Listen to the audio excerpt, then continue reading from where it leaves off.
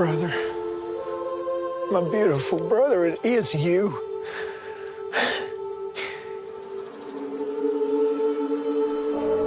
Forgive me, Father, but we're ready for the blessing. Found some mail from you, this address. It said you renounced your life back home. Gabriel! I'm here! And that the only brothers you had now were those who live with you here at the monastery. The Son and the Holy Spirit, you will grow! Grow! Is Father John here? When we try new things, sometimes we feel like a fool. But if we are not willing to be a fool, then we'll never know how to start or find a new thing, or how to make it better.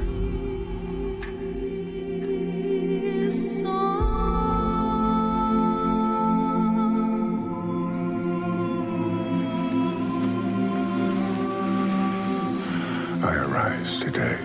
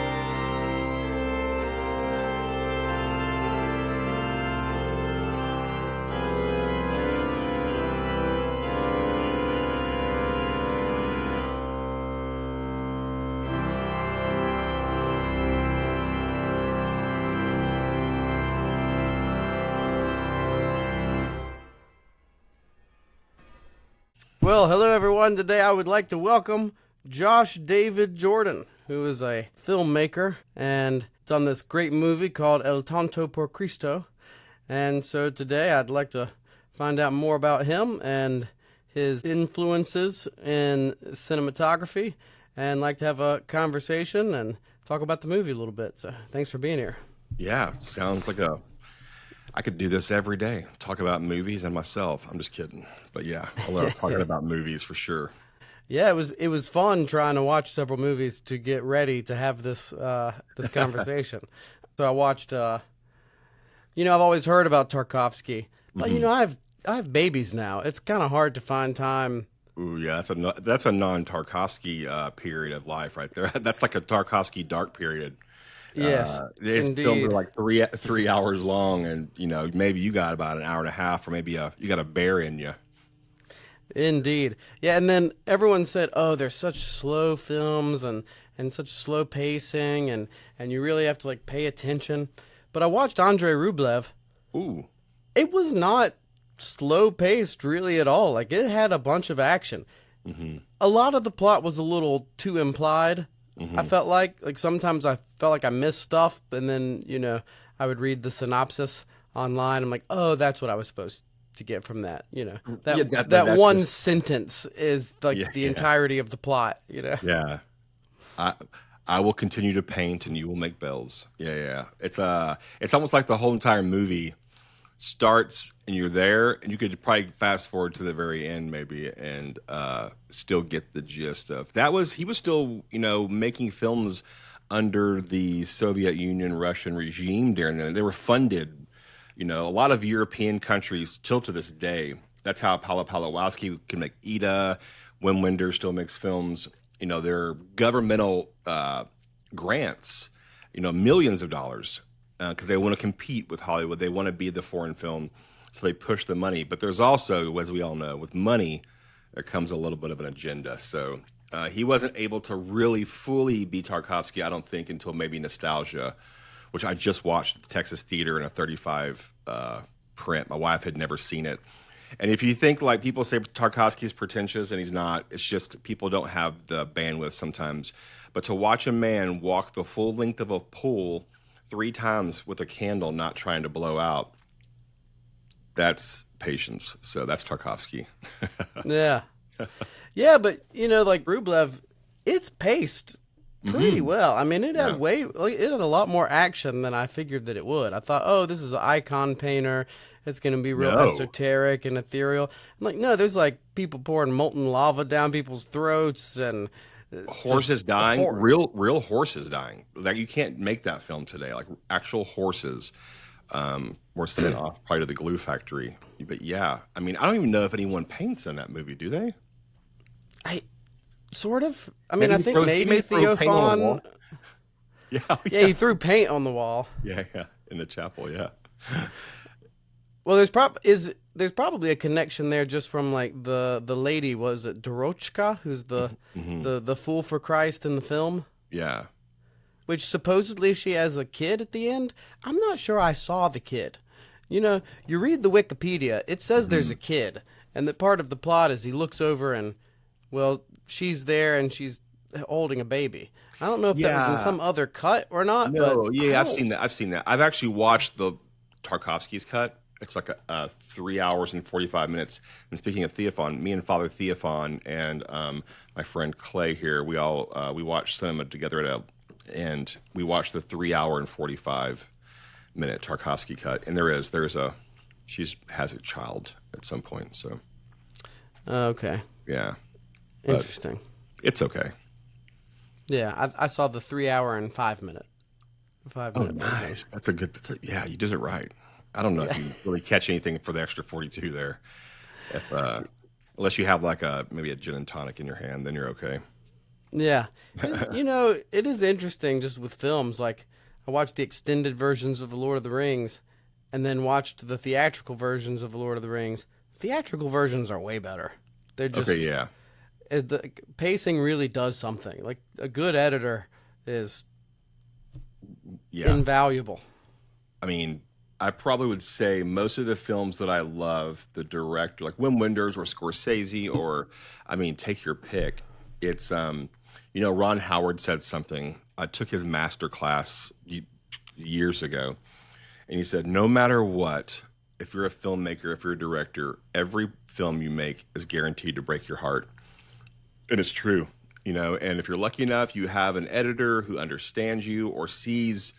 A lot of times as a director or as an artist, as a filmmaker, we have an idea that maybe we hold on too tightly, you know? And, you know, they say you have to bring somebody in because it's like, you know, you have to, it's a weird term, but it's like you have to kill your darlings and things. And I had to do that with this film. There was like 3 or 4 scenes that we had to not reshoot, but just reimagine because the scenes that we shot, they just didn't work, even though on the script they work. I think it's budgetary things a lot of times, and it's time. You know, I did not have a lot of time on this film. This was not a Tarkovsky Soviet Union budget by any means, and so we're literally chasing daylight, and so you hold on to it. And I would like, this scene's so important. And then my son, who's one of the co-editors, he is the co-editor. He was like, "Dad, you got to lose it." And I showed the film to Michael Pierskivas, who's the composer. And he goes, I love the movie, Josh, but the drunken scene with Seraphim, the iconographer, has to go. And it's hilarious. It's great. It's going to be on the Blu-ray, but, you know, people can watch it and experience it and enjoy it in its singularity. But it doesn't. It stops the movie down. It completely stops it down. Puts the brakes on. And Matthew Posey, who plays Father John. So Matthew Posey is the creative director of the Ochre House Theater here in Dallas. Phenomenal actor. He's been in No Country for Old Men, True Stories, Magnificent Seven with Denzel and Ethan Hawke. And he's just brilliant. And he would tell me, he said, you know, no matter what, if the wheels fall off a little bit, don't worry. In theater or in film, as long as you're staying ahead of the audience, you got them. You got the audience's attention because they're yearning for the story. You know, books do that. You can lose the audience in a book, And or in music, you can lose your audience in music, you know, with a bridge or too many verses. And sometimes we hold things too dear and we have to let things go. And that's okay, because a lot of times what you're going to do is, we're stubborn, right, as artists. I always somehow reimagine that scene in my next project somehow. I'm going to shoehorn that in, you know. And that's maybe what it is. Maybe it was an idea that wasn't right for that piece. Mm-hmm. It's a right artistic vision. It's true, right? There's truth in it. But sometimes truth doesn't always need to be delivered or spoken. And if you can have the patience and wherewithal to be like, and it's hard, especially as a young filmmaker, because you're so eager, you want to show the world everything. And you want to say, like, look what I have. And it's best to keep some things to yourself and find that. And, you know, I've heard a lot of different directors say that. So it does make a lot more sense now that I'm older, that it's okay to hold on to things. I mean, I write in moleskin books, and I'll go back for something I wrote maybe 10 years ago, and I remember it, and I'll open it up, and it's just a line, right? It's just a quote. It's something that meant a lot to me at that moment, but it didn't fit the narrative. But it's a piece of poetry, so to speak. And you can take that and go, okay, you know, this is never, you know, I snagged it somewhere out there. Didn't come from me. It's just a vessel. But you can just take that and put it in your top drawer and revisit it. Maybe it fits somewhere else so much more perfectly, where it's, you know, it's risen, you know, it's more in the forefront than stopping the audience down, I would say, probably.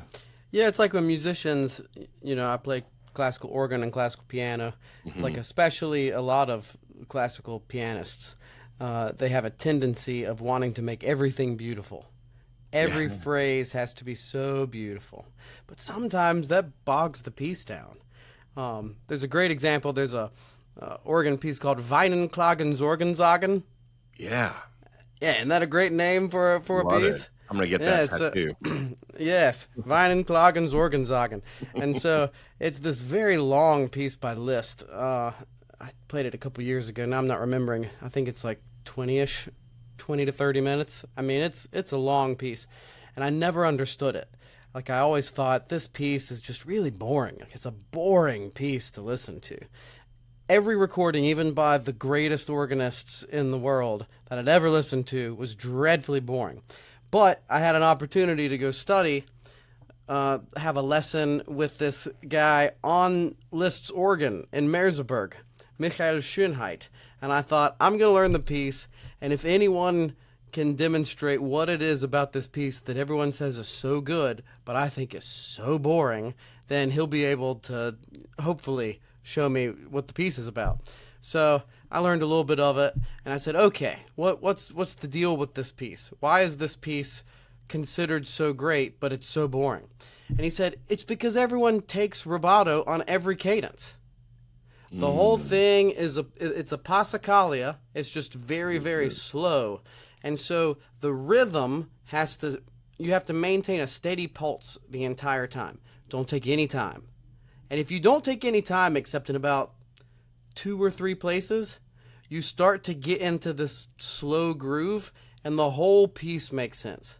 And so every recording is boring that I've listened to, because everyone was trying to make music every phrase. Like, oh, let me take a little time here. But then it destroyed the groove of the piece.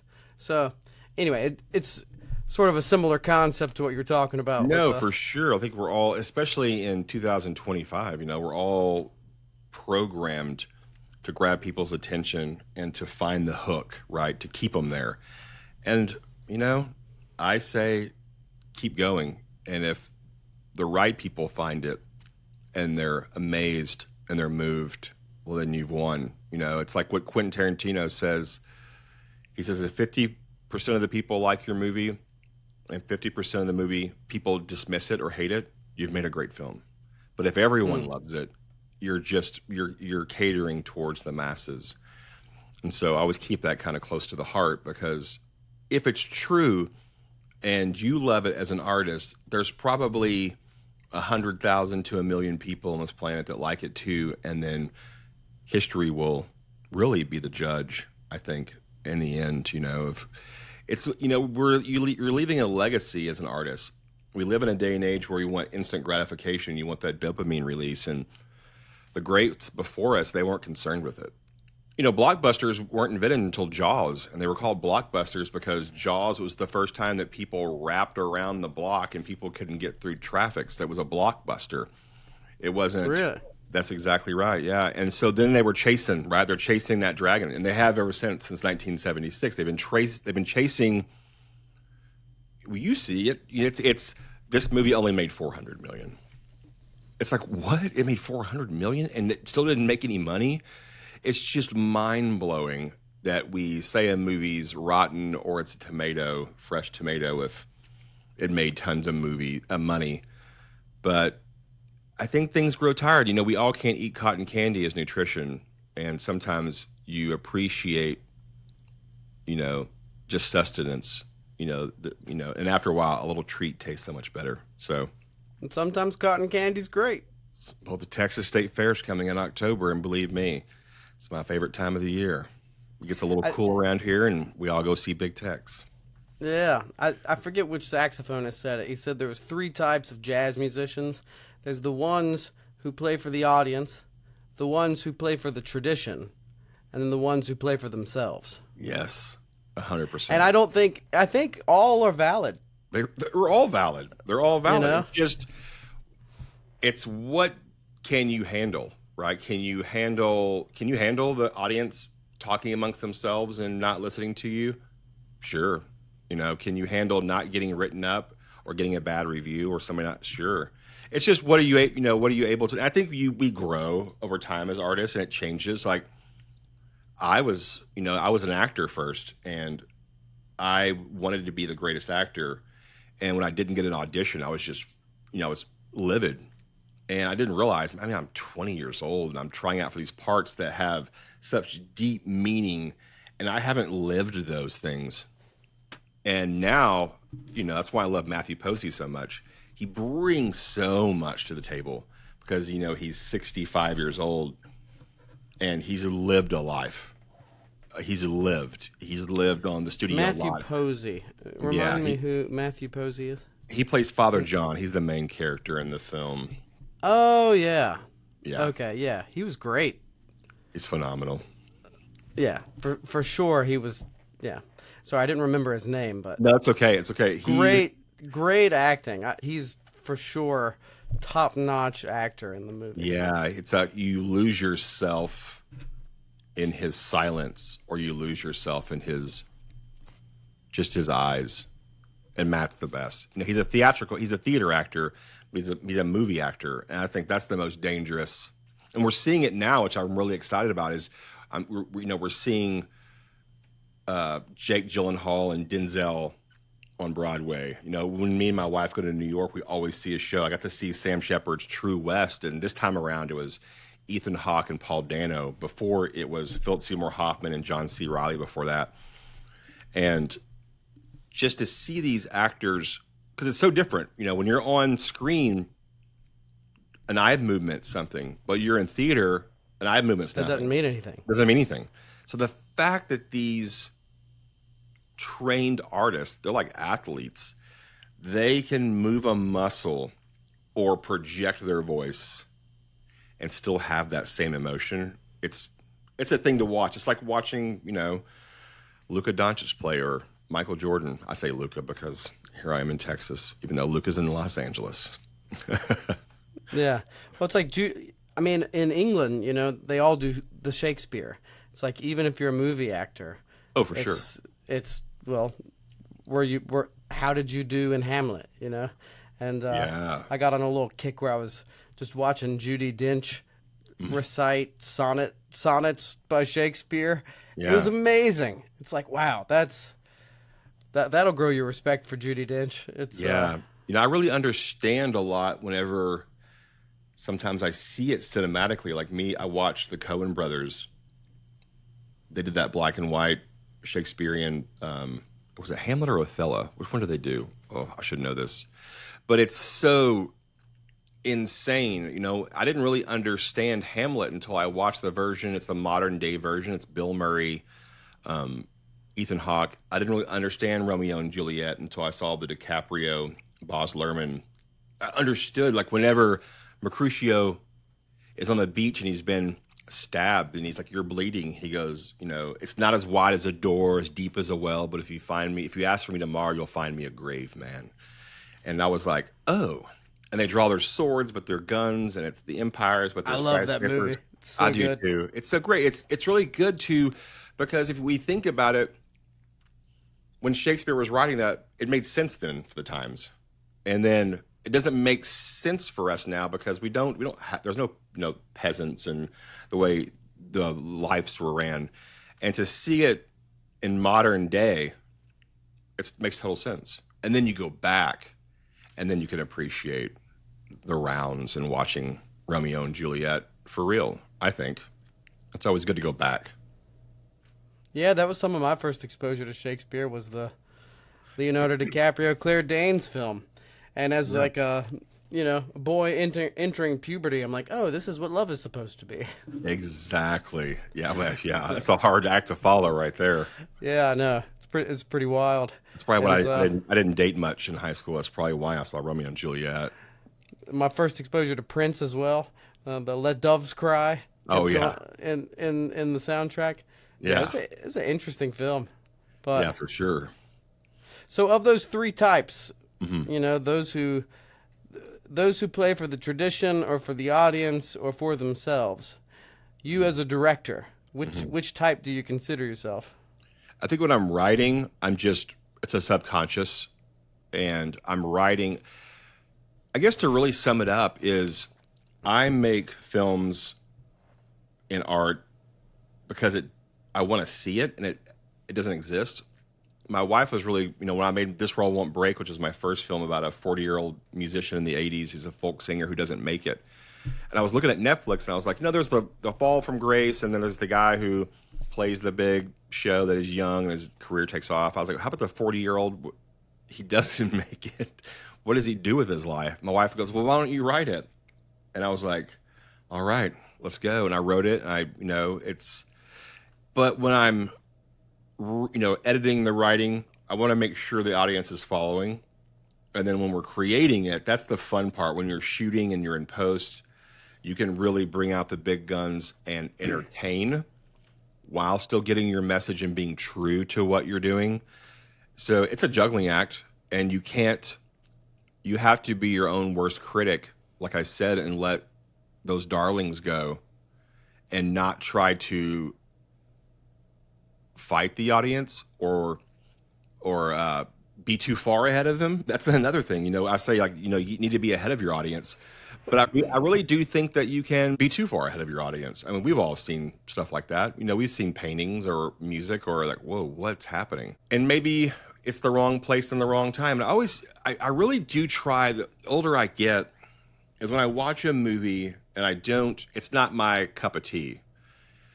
I really don't ever want to say anything negative, because I know how much hard work it is and how long a movie is. It could take, if you're making your first feature, it could take you 5 to 7 years just to get it out to the world, because no one knows who you are. But I always try to find something that I do like about it, and maybe it's just something, maybe it was a camera whip, or it was a framing, or it was a lens, and I'll deep dive and go, oh, that was really original. Or music too, or score. Maybe the score is amazing, but the film lost me. There is something there, I think, but I don't think the rest of the world really works that way. Especially, it's getting harder and harder because people, literally are flicking their thumb. It's like how we used to. I was a kid in the 80s and early 90s, and my parents would get so mad because we would just be flipping the channel. Like, how do you even know if that's good or not? I'm like, I don't know, I don't like it.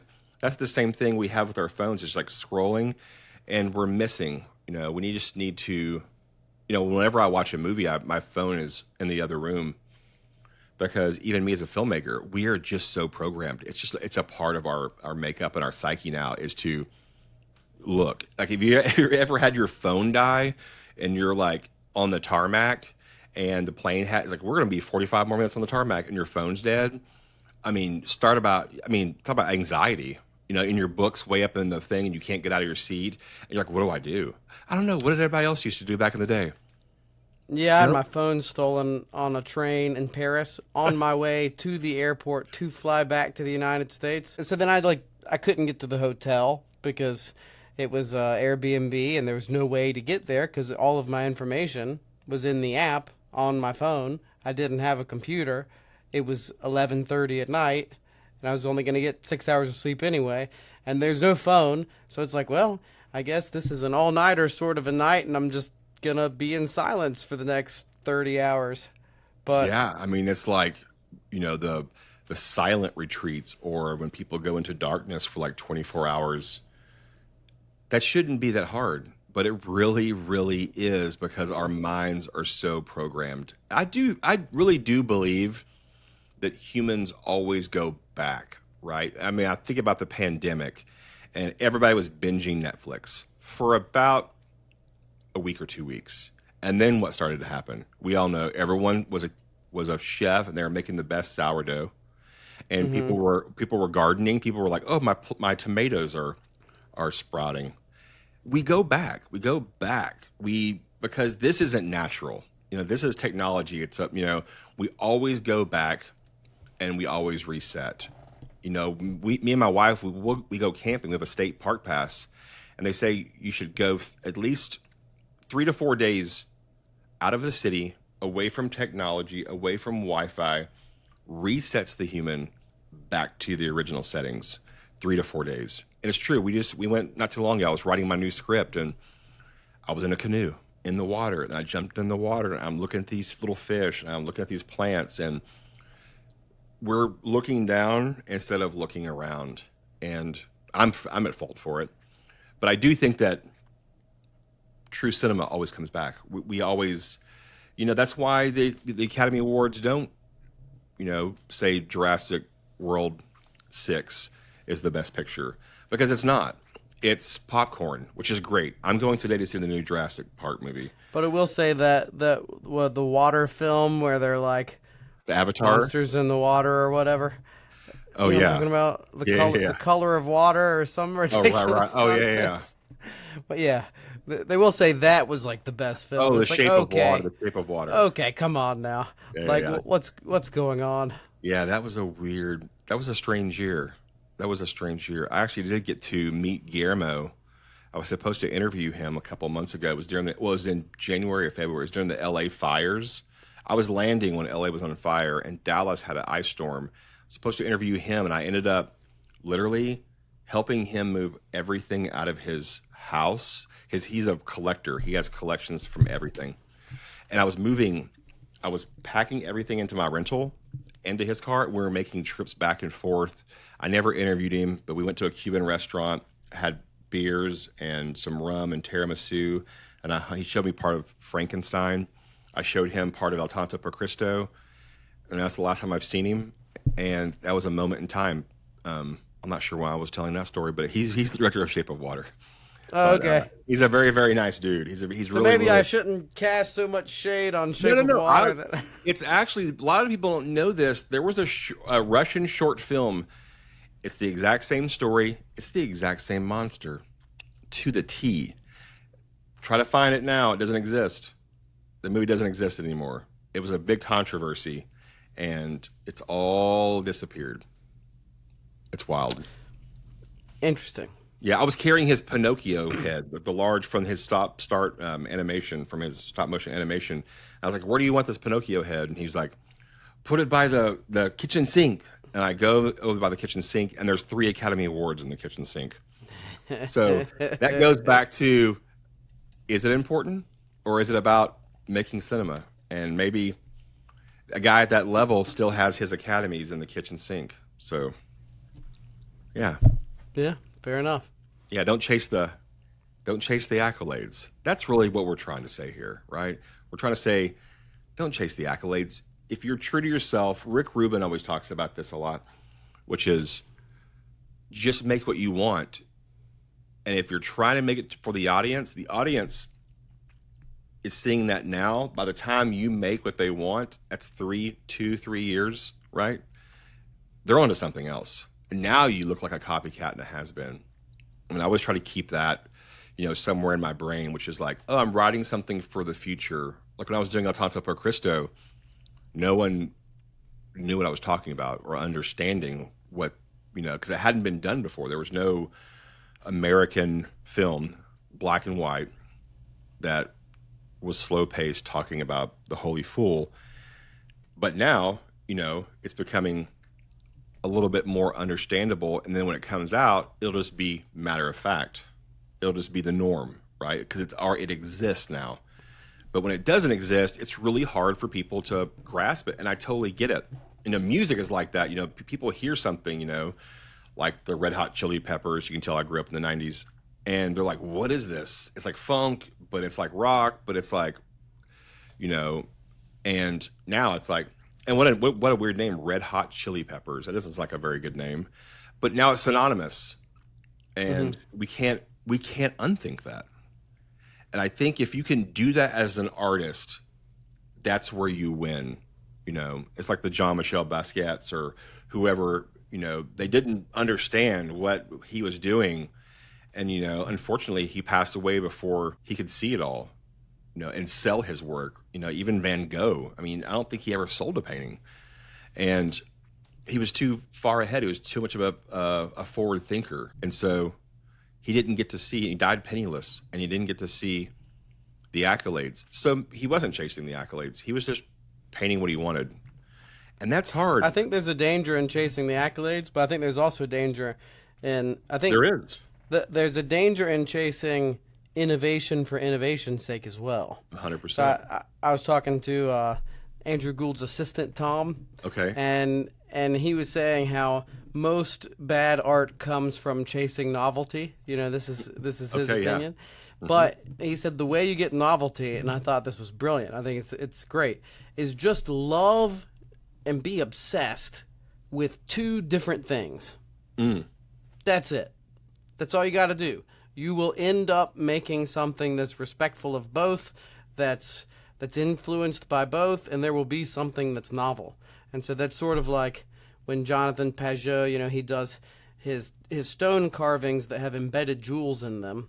Well, there was never really any embedded jewels in stone carvings before, but he and Andrew sort of put together this thing that it makes sense with the tradition.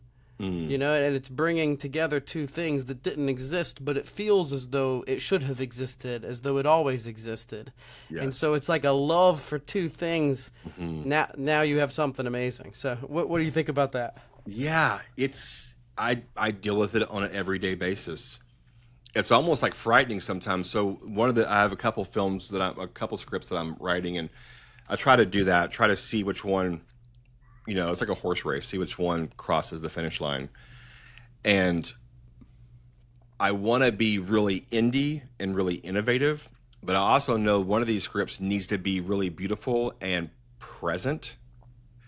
And it's a struggle, because how do you really balance that? You have to be true to yourself and don't get too full of yourself as you're creating, being like, oh, this is going to hit. That's a good scene.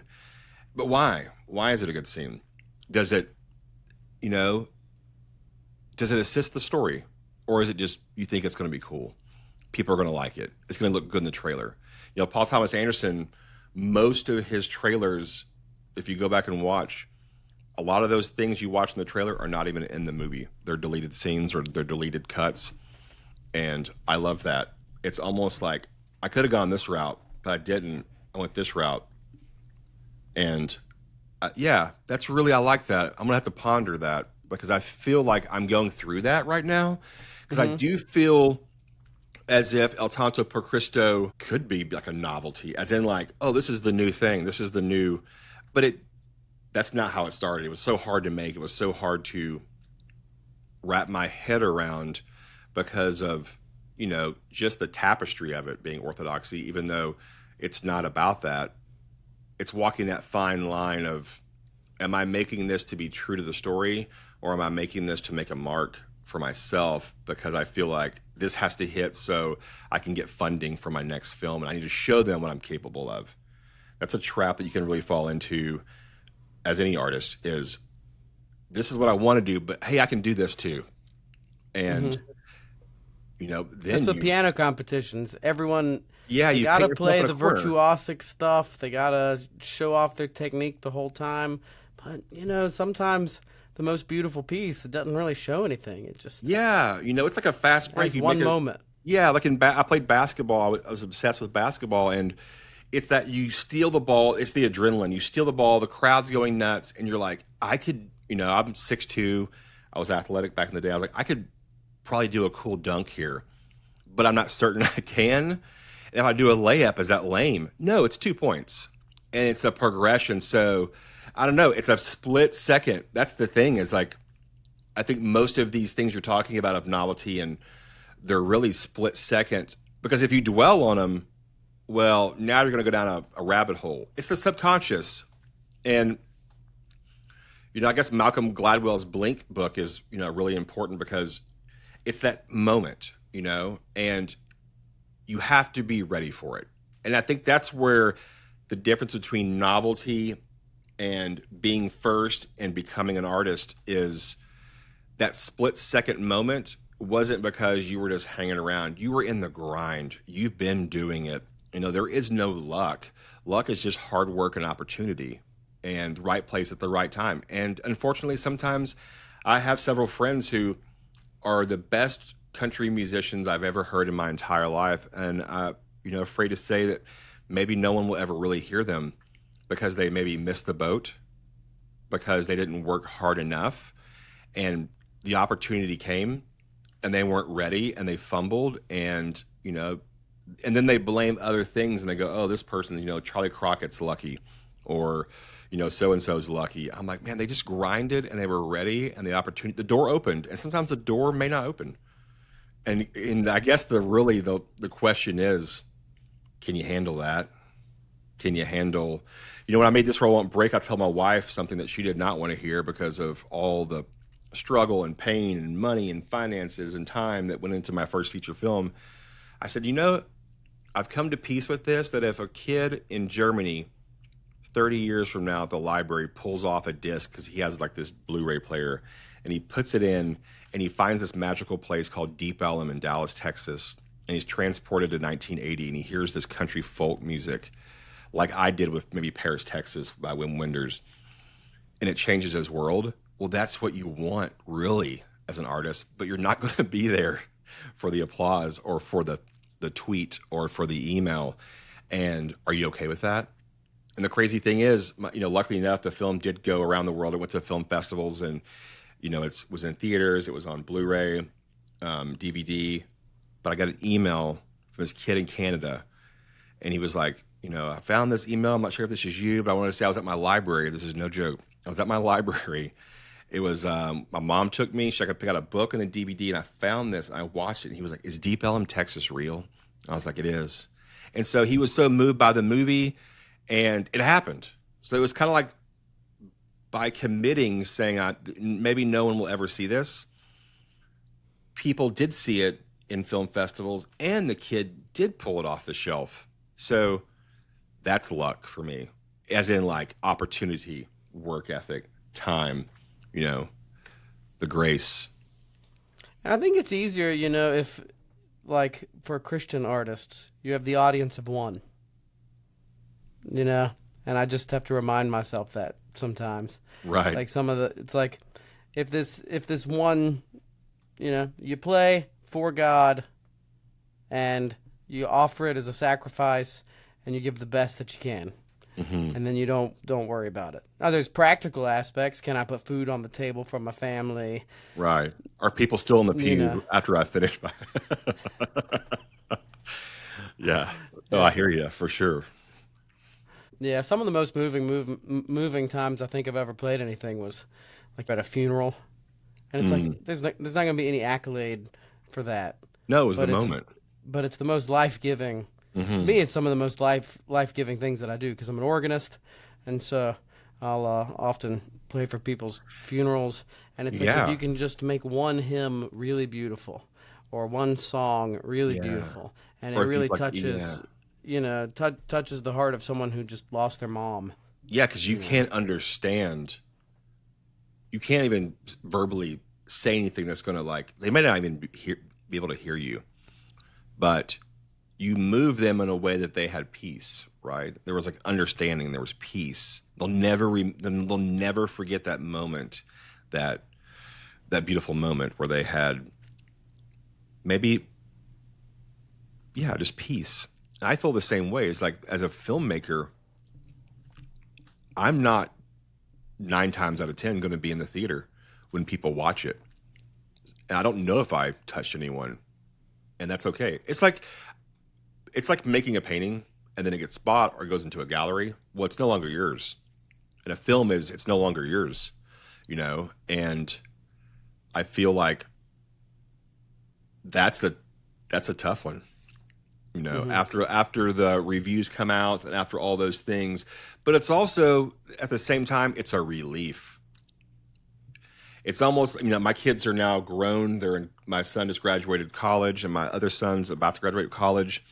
And there's that thing of like, glory to God, did such a great job with these boys. I don't know how it happened, but they're such great men and great human beings, and you don't want to see them go, but they have a whole life out there, and that you get to, be a part of in a way, but you don't know what's out there. And when people come back to us and they say, oh man, I had a great conversation with Sonny, really deep conversation about, psyche and therapy and the brain. I'm like, all right, and it feels good. I wasn't there for it, but the hard work, the late nights, the worrying, all those things, that there's no applause or accolades. Well, nothing even comes close to someone just sending you a message about how much they love your children. That's an abstract way. The same with art is, you just let it go. Yeah. And you hope that what you're doing is building the kingdom. That's all you can do. That's all you can do. Yeah. It's like N.T. Wright said, what are we doing in this life? Someone is laying the cornerstone for the cathedral, and someone is making the stained glass, and you don't really know until it's done, but everyone has a little part to play in the building up of this magnificent cathedral. For sure. And it's that, Matthew, going back to Matthew Posey, I remember him telling me we had a great review for a play we did, and I was in the front cover of the Dallas Morning News, and it's all these accolades. And then I cut it out, framed it, and I was just had my chest puffed out. And then the next play, I got the most scathing review. The lady didn't like it, and I was so down. And he goes, listen, don't cut things out, don't frame them. Just be glad people are in the audience. There's going to be goods and bads. You can't, it's not your self-worth. It was just, could have been an off night. That person could have had a bad day. They could have gotten in a car wreck, ran late. They could have been drunk. There could have been 1,000 different things that they didn't understand it, didn't grasp it. Maybe you did fail that night. So don't get too high on the highs. Don't get too low on the lows. And, like Father John, he's my spiritual father here in Dallas. And he just says, say the Jesus prayer and cross yourself and say glory to God if something happens, and then say glory to God if something bad happens, that you're still here and no one's injured. If you can keep that, I think it's so hard to do as a human, as an American, is to not get low and not get too high. It's the dopamine. And if you can find a place of balance mentally, I think your art will reflect it. And I think that people will be very glad that you were balanced when you did those things, because that's where the truth is. We all know that, right? It's like, it wasn't this person saying this or this person saying this. It's like right in the middle. That's where the truth is. And if you can, it's a tightrope. That's the hard part for me. It's the hard part, is walking that tightrope and being humble, even though the industry I'm in is the exact opposite. It's about access. It's access politics. And we have to promote ourselves. As an artist in this day and age, which is great because of technology. Technology is phenomenal because no one would know about Tonto Por Cristo because studios wouldn't touch it. I'm able to make a movie and put it in theaters this fall, winter, and spring because of technology. But because of technology, we have to promote ourselves, and we have to have all the social platforms. And that's where balance comes back in. Well, It's for me, the humility thing isn't just about self-promotion, although I think self-promotion in an artist it's really difficult. You know, I'm hardest. constantly posting stuff from the podcast. At least with the podcast, I feel like most of the time I'm showcasing other people, so For it kind of sure. helps. For So, sure. you know, there's a little bit, but I also showcase my own stuff quite a bit. Same, yeah. So there's a difficulty there. To me, the biggest struggle with humility is stage fright. It's because right before you go on to do a big concert, let's say it's like one of the biggest concerts of your life, you know, it's you need to be humble. And so there's this sense of, oh, I shouldn't think too highly of myself. But then that very easily goes into self-doubt. 100%. And then suddenly you're afraid, and then you don't play with confidence. So there's almost like the best performers, they're like, I know I got this. What? Yeah. But I'm not, you know, I'm coming to the conclusion, I'm not sure that that's necessarily pride, although it can be. Just as I'm not sure that the fear is humility, although it can be. 100%. You know? The fine line. So it's trying to find the balance there. It's like, how can I be absolutely confident and yet absolutely humble? Yeah, it's almost like you don't want to boast, but you don't want to stutter. You know, Right. you have to. I think speak- that's leadership too. I think It like is. good leadership is absolute humility with absolute confidence. Yeah. Yeah, I just watched this film called Fury. I'm not sure if you've ever seen it. It's got Shia LaBeouf and Brad Pitt, and Oh yeah. it's about Yeah, I've it's about seen the that. war.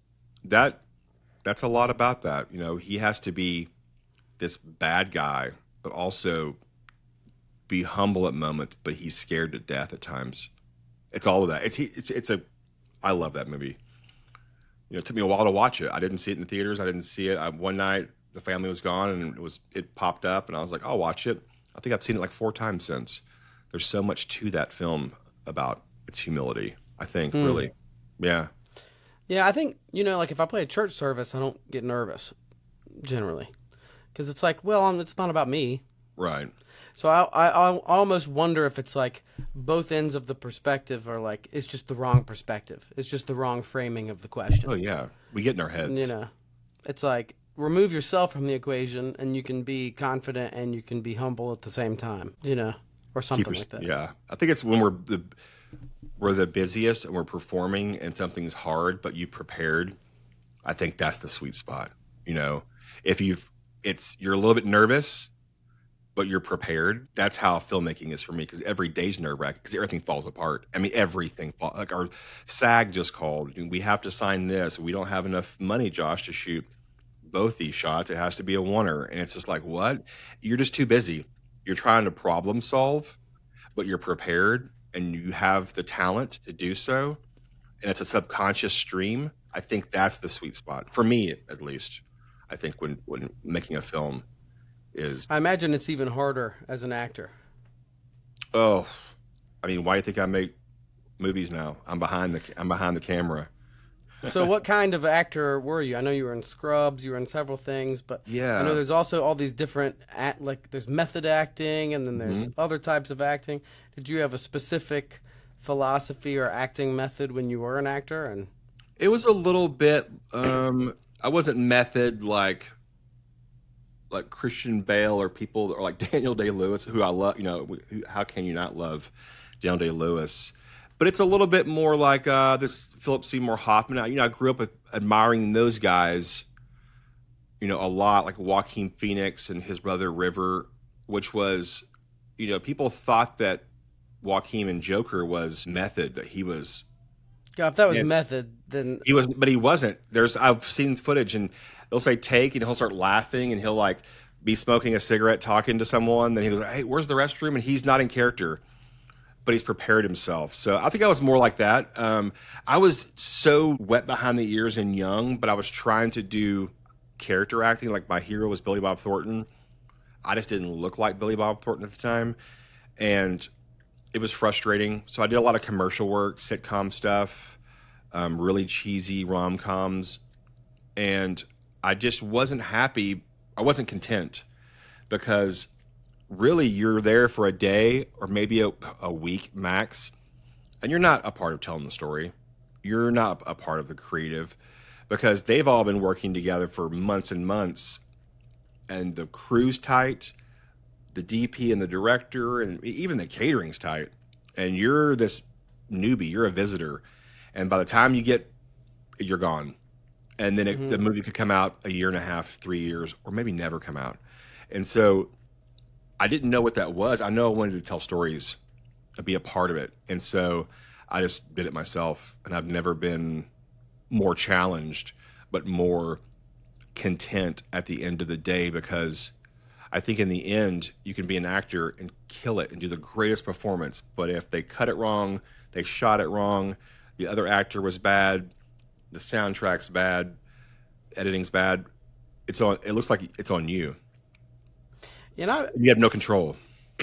Yeah, and that sucks. And now everyone thinks and that you're not a good actor. Yeah, and as a director, or even like what's his name, Hayden Christensen, and when he was like Anakin in like the second and third Star Wars, it's like, not to cast too much shade on George Lucas, who obviously, you know, is a genius, has amazing ideas and whatnot, but the lines were bad. Yeah, it's like I almost wonder. Like, I think the lines were worse than his acting. Yeah. Everyone thinks that Hayden Christensen's this horrible actor because of those movies Star Wars 2. But the lines were so, like the sand. It's not like your skin, which is soft and smooth. It's like, it's not Star Wars. There's no way you give that line to Daniel Day-Lewis and it's going to be a horrible line. It's a horrible line. Oh, Daniel Day-Lewis is like, no, I'm not saying that. You know, right? Yeah, if you could have that power, great. But if not. Yeah, that's unfortunate, because I love I loved the old school, and the new stuff. I'm like, oh man, because Star Wars was original. That's why everyone loved it, and now it's not. And so that's what we talked about. It's just repeating that box office smash, that dopamine high of, well, it's making money. Let's keep riding that horse, and it breaks down. You know. Did you like Rogue One? I did. That's Gareth Edwards. That's like right? the one that everyone is like, okay, that one's good. Yeah. Yeah. It felt familiar. It felt right. It felt like, I've been here before. This feels, you know, I could see the old characters coming back. You know, it felt lived in. The other ones just feel like a video game, which I don't play video games. I mean, I can beat someone in a Street Fighter or Excite Bike or a Paperboy, but that's about it. You know, I get caught in the corner of the closet and game over on the new stuff. Yeah, fair enough. Well, let's talk some influences, if you don't mind. Yeah, let's do it. Let's crack into that. So 2 questions, maybe we go one at a time. The one is the top 5 director influences on the film.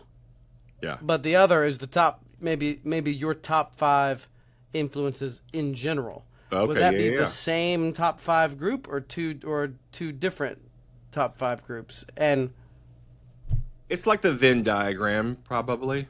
There'll be maybe 3. So maybe let's start with you first then. So Yeah. you as a director, who would be your top 5 movie it changes. directors? Yeah, it changes daily.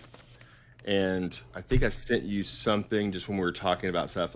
Maybe Wim Wenders is up there. Wim Wenders is a big influence on me, still to this day. He's like number 1, maybe? He is right now. He's number 1. I just listened to this. It's a tape recording of Wim Wenders talking on the set of Paris, Texas, and it's boring to most people, but I like his patience. I like his openness. I like his ability to pivot. I like his sweetness and his sentimentalness to it, but also there's a harshness, and that comes from that German upbringing. But also he shoots a lot of things in America, and he has wonder. Even as his old age, he has a new film called Perfect Days. It's about a Japanese janitor who cleans toilets in Tokyo, and it's one of the most beautiful films. It's like a meditation, and I'm sure there's like 1,000 different ways you could interpret it. It's almost it's not Malick-like, but a little bit. It's Malick-y a little bit. It's very not Wim Wenders. But yeah, he, Paris, Texas, and a lot of it has to do with his cinematography. Is that like his? If you had to give one film, would Paris, Texas be the one? That's the one I think is like, it's like the Royal Tenenbaums of Wes Anderson, I guess you would say. Like when people say like, what's Wes? They've seen that. It's people copy it probably today. They reference it the most because of this cinematographer who he had, Robbie Mueller, who changed cinematography. He used neon lights and fluorescent lights. Like he used the greens. Most places, when you watch a movie, they're going to take those out. So when they were shipping it off to color to be developed, it would come back and they were taking out the fluorescent and making it normal light. And they were like, what'd you do? They're like, don't touch the fluorescence. They're like, yeah, but everything's green. And you go, that's what I want. So he did that in Repo Man. There's a film called The American Friend. It's Dennis Hopper, fresh off of Apocalypse Now. He got off the plane, Dennis Hopper, when they were shooting American Friend in Germany. He was wearing the fake ears and the cameras and hadn't taken a shower in a month. That's who he got. The American Friend, it stars Bruno Ganz, who's also the star of Wings of Desire, which Wings of Desire is one of the most beautiful films. It's I think there was a remake, and maybe John Travolta, maybe it was called Michael or something like that, where John Travolta was an angel. Yeah, but that was like a remake. Yeah, okay. That's Wings of Desire, which doesn't have a script. There was a treatment for it. Every day he would call his friend, and his friend would give him a monologue, and they would go out and shoot. But Wings of Desire was obviously very much an influence on El Tonto Por Cristo. But yeah, Wim Wenders. That would be like your number one general number one influence. right now. Today. If you ask me, probably in a month, who knows? But yeah, Wim Wenders. I'm gonna go with Bresson.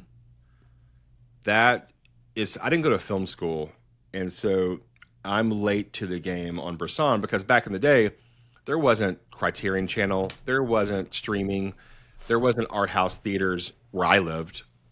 And so if you were to watch a Bresson, you were in film school because they were giving you a horrible print that you watched in film class and you probably fell asleep. But Bresson's Pickpocket is one of my favorite. I've seen that. Oh, yeah, I watched it last night. That was you did? one of the, yeah, because, you sent me a preliminary list of names.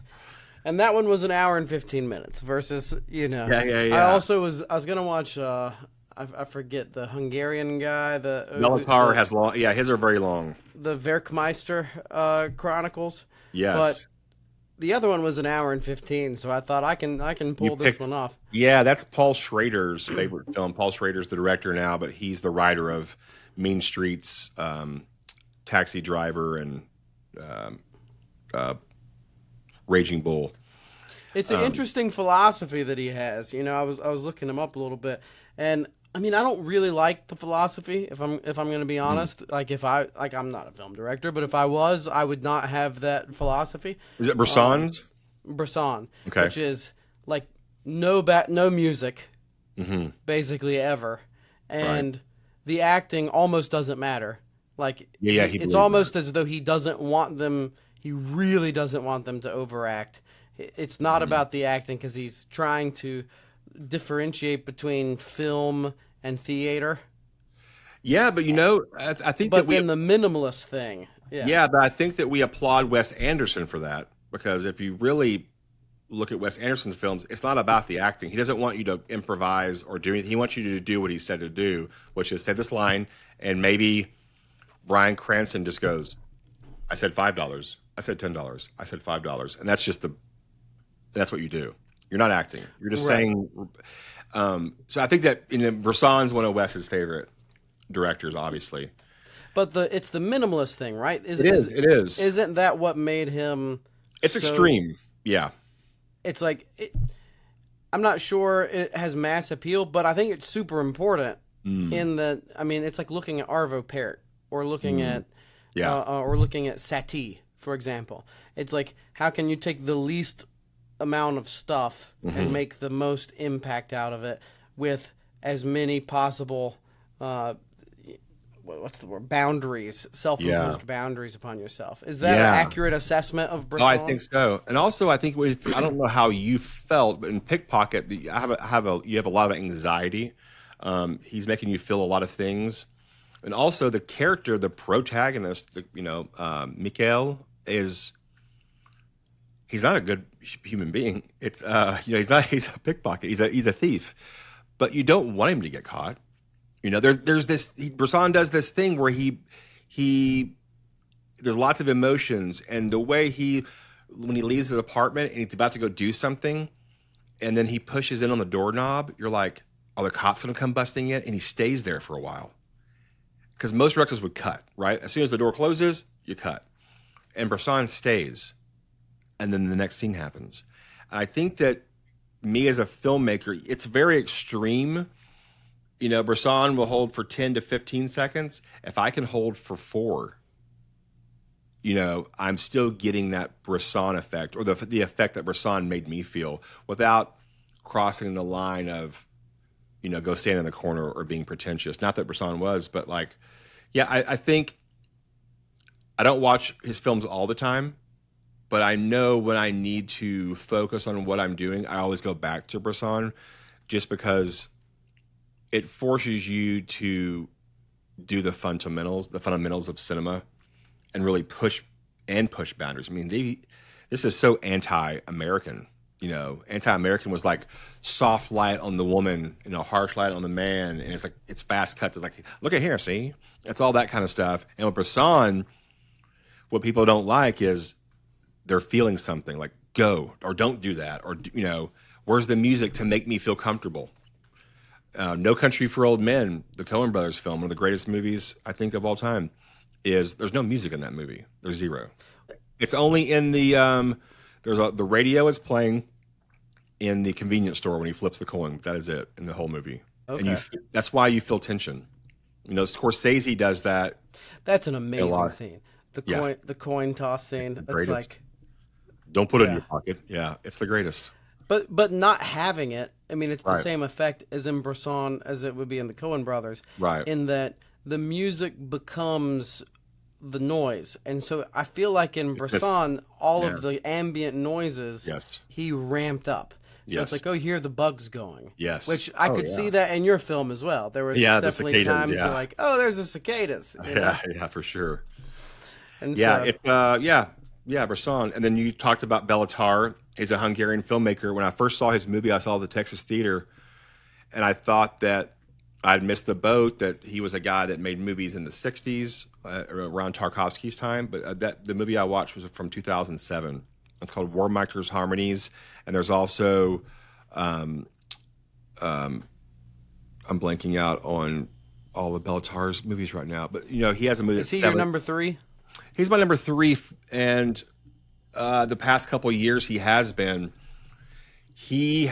Bresson school of. There's a movie that's really hard to find. It's called The Man from London, and it's film noir.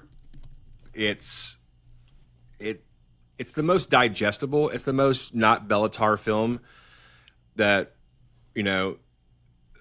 Santiago is a film that's 7 hours long, and I've done it once at the Texas Theater. You watch it for 3.5 hours, you take a break for 30 minutes, and you come back and watch the rest. And you may be watching a donkey walk on a dirt road for about 20 minutes. But what I can take from that is it's so beautiful, and I know what he's doing, and I know what he's getting across. I can take that and put that in my films, or in this most recent film, and do it for, like I said, 30 seconds, And so, Béla Tarr, he's a madman. It's not for everyone. It's not for 7 hours. 7 hours. And most of his films are about 3. Would you watch it again? No, I go back, and people have pulled scenes, so I can go back and do that now. I don't know if everybody ever needs to do that, but I did. It was a rite of passage. I can say that I did, and it moved me, and I still I can still feel how I felt in the theater. I'm glad I did, but no, that was, It's maybe like running a marathon. It's like, I did it. I proved it. But no, I'm good. I'll do a 5K. I'll do a 5K from now. Yeah. Yeah. Well, it's like watching the Ring cycle. I don't know if you've ever watched the whole Ring cycle. Yeah. It's each opera is like 4 hours long, and so there's four of them. I think one is 2.5, and the other ones are 4. Yeah, and that's a no for me. Unfortunately, I wouldn't know what was I going think on. I would see it in person if I was in, of course, Bayreuth, and and I've been there, but not when they were not when I could just go, and it's extremely expensive. right? So, and you've really got to be a big Wagner fan in order to go endure that. People love it. Yeah. Wagner That's he has exquisite moments and god awful half hours. Béla Tarr, same way. Yeah. Same. You're like, this is unnecessary, but for him, it's very necessary. And he'll go down as one of the greats. He's not doing so well. I think he's done making films. I think he's made 6. Yeah. So is that 3? It's 3. Yeah, it's 3. And then I have Paul Thomas Anderson is a modern day filmmaker who I'm so excited about his new film. He never ceases to amaze me. I love his story. I love his early work. I don't know how he makes what cinema is supposed to feel like, as in like the epicness of it. It feels like it's a movie. It feels like, man, that's, these are, I don't know how he does it. Everyone wants to work with him, This is There Will Be Blood guy. Oh yeah. There'll Be Blood, Magnolia. Not everyone needs to, I saw Boogie Nights when I was young, and he had a movie called Heart 8, which is great. It's his first film that he ever made that no one's really ever seen.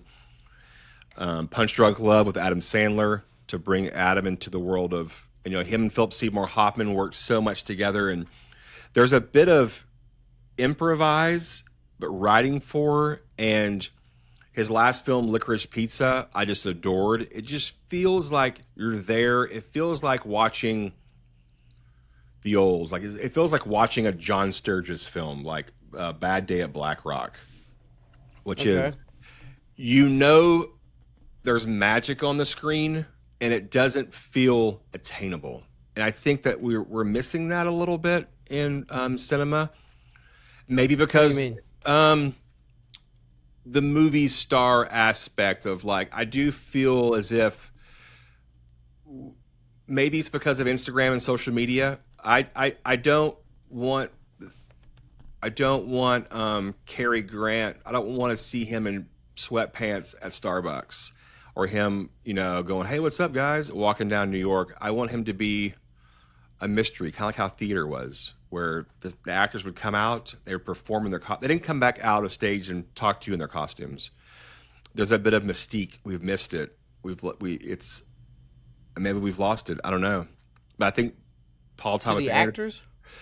I think that maybe even the filmmakers, maybe there's too many behind the scenes. There's too much pulling the curtain back. There's too much, even the way that we shoot differently. Like, a lot of things just seem, on the independent level, everybody tries to make an A24 movie. And to me, it just seems, I don't think it's going to last the test of time. I think those films, and I love a lot of A24 movies, but I just feel like it's a factory. It's a bit of a machine for present day. What's A24?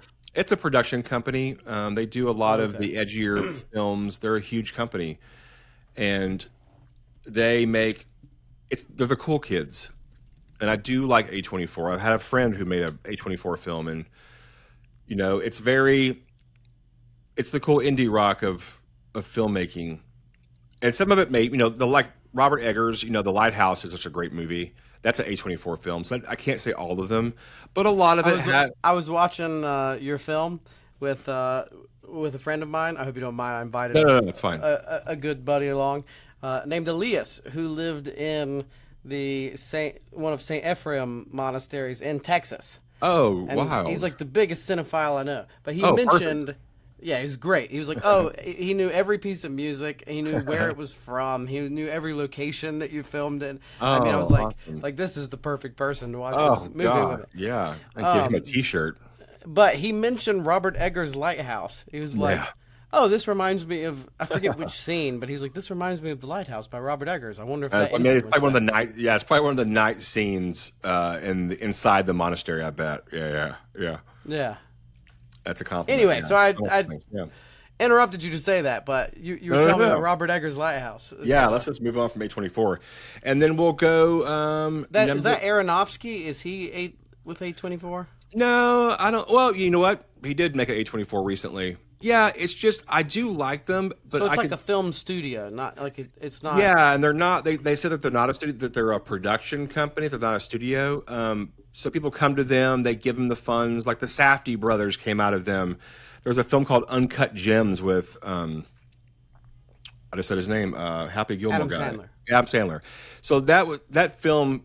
That's a classic A24 film. There's a film before that the Safdie brothers okay. did called Good Time that I think it's okay for people to watch. It's pretty violent. It's very like Martin Scorsese, Taxi Driver, Mean Streets. It's like indie movie. It's so good. It's Robert Pattinson's the lead, but you wouldn't recognize him. And it starts and the adrenaline goes, but there's a sentimental. There's something you don't like about it. No. I love it. There's a No, I mean sentimental. about A24 in general. Oh yeah. So they did Uncut Gems, which is just this gritty. There's no soul, right? It's soulless. And that's what I don't like. It ends very abruptly, very worldly, very dark, very hopeless, and people think that that's what they want to watch. And I walk out, and I feel like I need to take a shower in a way. Not all their movies, because like I said, Lighthouse is great. Uncut Gems, they've done a lot. There's Lean on Pete, which is a heartbreaker. It's about a horse and a kid. It's great. I just feel like they've lost their way. They've lost their soul. And it's about being hip and cool and woke. And I think in film, that's temporary. And I would hate to put a lot of hard work into something that's woke, a topic, and not have something that lasts. Yeah, I'll say that. That's okay. Yeah. Okay, so There's something weird about propaganda. Sorry. It is, there's there's a lot of propaganda in it. And But there's some stuff that's like I don't mind. Like it's weird. It's like just because something is propagandistic, there's like an honesty to the propaganda that if it has it, I don't mind it. Like I'm sure that my politics do not line up with Kendrick Lamar's politics, but I love Kendrick Lamar. Of course. Know? Yeah. And there's like if there's like a way that like if something can live into something because it's like authentic. I don't know think, where yeah. that line is, but like I can even accept something that's propaganda for artistic value. Yes, you hit it. Under That's what it certain is. criterion. You hit it on the head because I mean you're an artist, and as artists, we want to be challenged. We want to see, like we said, there's always like this balance in this line. There needs to be a little bit of uncertainty and scariness. And are you supposed to say that? We need that, right? It doesn't need, or now it becomes propaganda. But if you're speaking from here, it sounds dangerous. If something is a little bit dangerous, I think maybe people look at that as a negative context, and I think it's not. I think something dangerous is good. My gosh, look at the Bible stories. Those are all dangerous. It's all madness. It's scary. But I think we've gotten away from that, and everything is safe and frappuccino and hallmarky, and that's as artists, you do want to live on the edge a little bit. You don't want to go over the edge.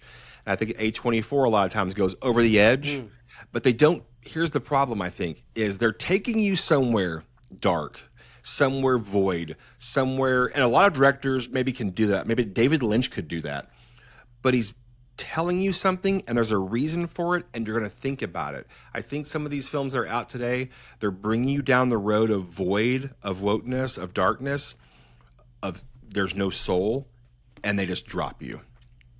And there's a way to bring you into the darkness that shows you the light. 100%. Like Godfather Part 2 shows you the light. 100%. I was just rewatch. I'll just rewatch movie scenes. YouTube is my. Oh, I just love it because I'm able to just like type in a scene because I don't have time to watch the whole movie. Films I've already seen, but I was watching the scene when it's the celebration at New Year's, and he walks up to Sonny and he goes, "We're hopping on a plane after this to Miami," and he goes, and he kisses him, and he says, "I know it was you, Sonny. You broke my heart."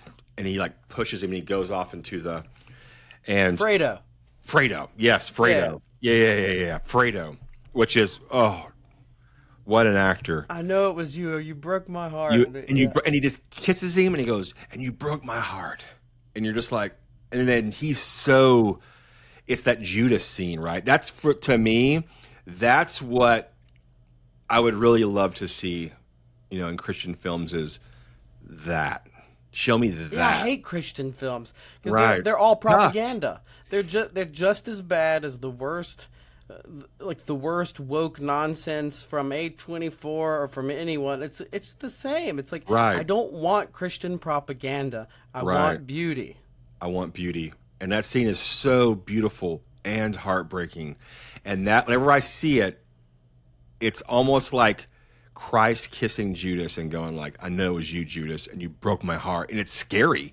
And he realizes, and this is what I feel like in this movie, is when Fredo is going through the crowd and everyone's partying and people around, it feels like demons, right? It feels like he's getting, and then Christ turns and walks the other way, right? That's the moment.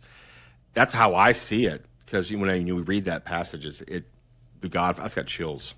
Because I just watched it today, so I was like, "Oh, no, what a great scene!" Anyway, then he kills everyone. Then everyone's. Then at the end, he's by himself. Yeah. And it's like that darkness shows you the light. That darkness shows you that it was Fredo's ambitions that got himself killed, but it was that Michael couldn't let anything go, that he killed him, that he couldn't let anything go, that he like estranged himself from his sister, that he got divorced, that he moved away from the family. There is no wedding at the end of Godfather Part 2. There is no family. No one has any allegiance or loyalty or love for Michael. He's by himself in a chair.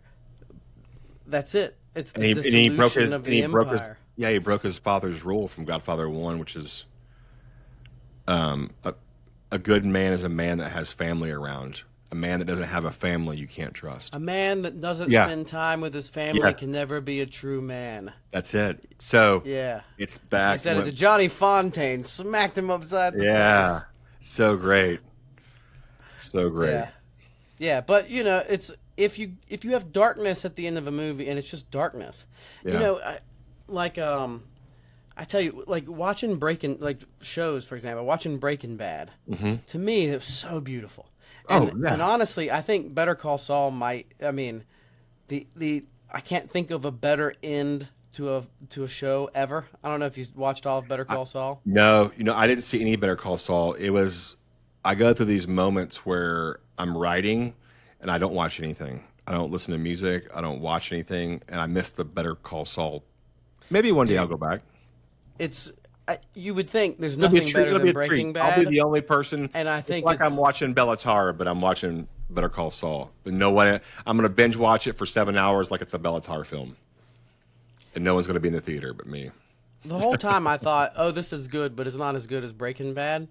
But then the way it ended, I'm like, okay, that's it. It might even be better. But anyway, my point is, with Breaking Bad, you would think there's so much violence and drugs and death and cursing and all those things that your 90s evangelical would say this is a horrible film that you shouldn't watch. Right.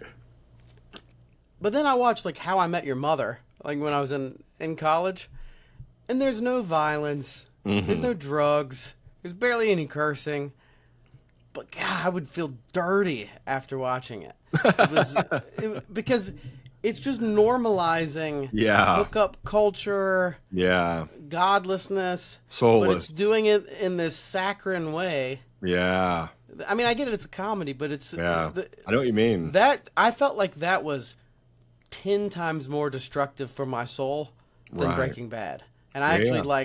felt like Breaking Bad was It's dangerous. I don't want to say like maybe not totally spiritually didactic, but in a way Right, of course. very spiritually didactic. Yeah. You know? Yeah. And so I love anyway, it. Yeah. just talking about the No. propaganda of the Oh, of yeah. the Christian movie scene. So I can't say El Tonto Por Cristo is propaganda. It does not have the feel of Christian propaganda. So Yeah. No, and that you would think that the son of a evangelist, a traveling evangelist, would have a little bit in there, but no, I think maybe Bresson overpowered a lot of that. Okay, so number 4 and 5. Okay, wait, I said 4. Wait, 4 was Paul Thomas Yeah, Anderson, and then and before number that it was 5, Hungarian Béla Tarr, Béla Tarr. and number 5. Oh my gosh, I'm blanking. What did I tell you? Go ahead. Reveal it. Was it Tarkovsky? Oh my gosh, I can't believe I just forgot Tarkovsky. I think because we were talking about him earlier. I felt like we were talking, but yeah, Andrei Tarkovsky. Just to pull the curtain back, which is wild. Tarkovsky is I have his book right on my desk over there. It's I have a couple of his. I still don't fully understand Tarkovsky, which is so great because it's just I just keep digging and finding these things, and his films make me feel, and I don't know why. And as a filmmaker and a director, that's what I want to do for audiences. I don't want to tell them anything. I don't, because that does turn into propaganda, right? I want them to feel and think, and maybe they don't feel and think what I had intended, which I love the most. Somebody had said something in the film, and I can't talk about El Tonto because it's not out yet, and so it would be a spoiler. But somebody came to me after a private screening, and they were like, "Oh my goodness, I just realized this is what the monastery is." And I was like, my mind was blown, and I totally understood what they were saying. And I'll Hang tell on. you why. Yeah, nothing too crazy. Tarkovsky. resumed. Yeah. So I found out. So we're showing the movie in Romania in November at the Cuvati Romanian Film Festival in downtown Iași, Romania. We're surrounded by historical monasteries, and I got word that the moderator of we're opening night, El Tonto Por Cristo it's going to be Romanian subtitles, and is the moderator is going to be, and he's going to show one of his films is Andrei Tarkovsky's son. And I was like, what is happening? So to full circle, being inspired by Tarkovsky, submitting my film to festivals and not getting in by the ones that I wanted to get into, to have that independent pat on the back saying like, you're one of us. I didn't get that. And I was really, upset, for a brief moment. But the long haul is I'm showing my film and being moderated by Andrei Tarkovsky's son, who just did a documentary that he's showing for the first time in Romania about Andrei Rublev that no one's ever seen. That's a win. I don't care about the Sundance that's already over with, that no one knows what played at Sundance this year. For me, I'm getting to do that because of El Tonto Por Cristo and because of trusting my gut and being, just a vessel. Dude, that's awesome. It's insane. So Tarkovsky will always be in the top 5, just because you have to rewatch his movies. As you grow older, his poetry hits different parts. It's like watching It's a Wonderful Life as a kid. I loved that movie, and then as an actor, I loved Jimmy Stewart, and then as a filmmaker, I dove into Frank Capra, and then as a father, as a 48-year-old, I am George Bailey. And I watch that movie and I weep because, whoa, it hits you like it's like that. I never felt that when I was 18. I didn't feel that when I was 20 something. I feel it now. So, cinema does that. So books do that. Paintings do that. And it's okay that maybe something that you loved and it just was your movie and you rewatch it and it doesn't hold up. It's okay. A lot of people are like, oh, it doesn't hold up. I'm like, well, you loved it and it affected you in your life. And it's just you've changed. The movie didn't change. It's like the Christmas Carol, Silent Night. I loved it growing up. Right. And then when my wife was pregnant, it like made me cry, Ah, I love it. you know? Yeah. And then now that we have two babies, and I don't remember if like, it just takes on a totally different meaning. Yeah. It's like when she's pregnant, now you're like, I'm about to have a baby. And then I think it made me cry again when I had a baby. And, Yeah. and now I have Blindside. It two of blindsides them, you. and it's like, wow, that takes on a totally different meaning. There's nothing better than thinking you got it, like me watching It's a Wonderful Life, and just blindsides me. And I've never cried in that movie my entire life, and I can't even watch it because it's just like it's all blurry. There's nothing greater. And then and if you're just let it go, let it go. You're better for it. You're a better human being for it. It's like eating a Texas Serrano pepper, man. It's going to be painful, but after it's over, there's a euphoric feeling, and you're going to be There's better nothing off. wrong with a man crying when he beholds beauty. This whole like Yeah. men shouldn't cry thing. It's like there's a resurgence of this. It was like men should cry all the time. It was like men should never cry. Men should cry all the time. And now it's going back to men should never cry again. And I'm like, maybe it's just men should be able to cry and able not to cry. Yeah. You know? It's the scene in Fury with Brad Pitt, and you've seen him be this. He's got scars on him. He's killed these Nazis, and he's just cold. And when he goes around the Jeep, no spoiler alert, nothing else happens. But when he weeps, try not to not feel something, because they just get you, And it's that thing. It's like because he can't. He's human, right? We're all human. And that's the most beautiful thing. It is. And if cinema can do that, if cinema can make you cry and make you laugh, and those are two human emotions that can't be faked. They can be, but like if you can feel those emotions, yeah.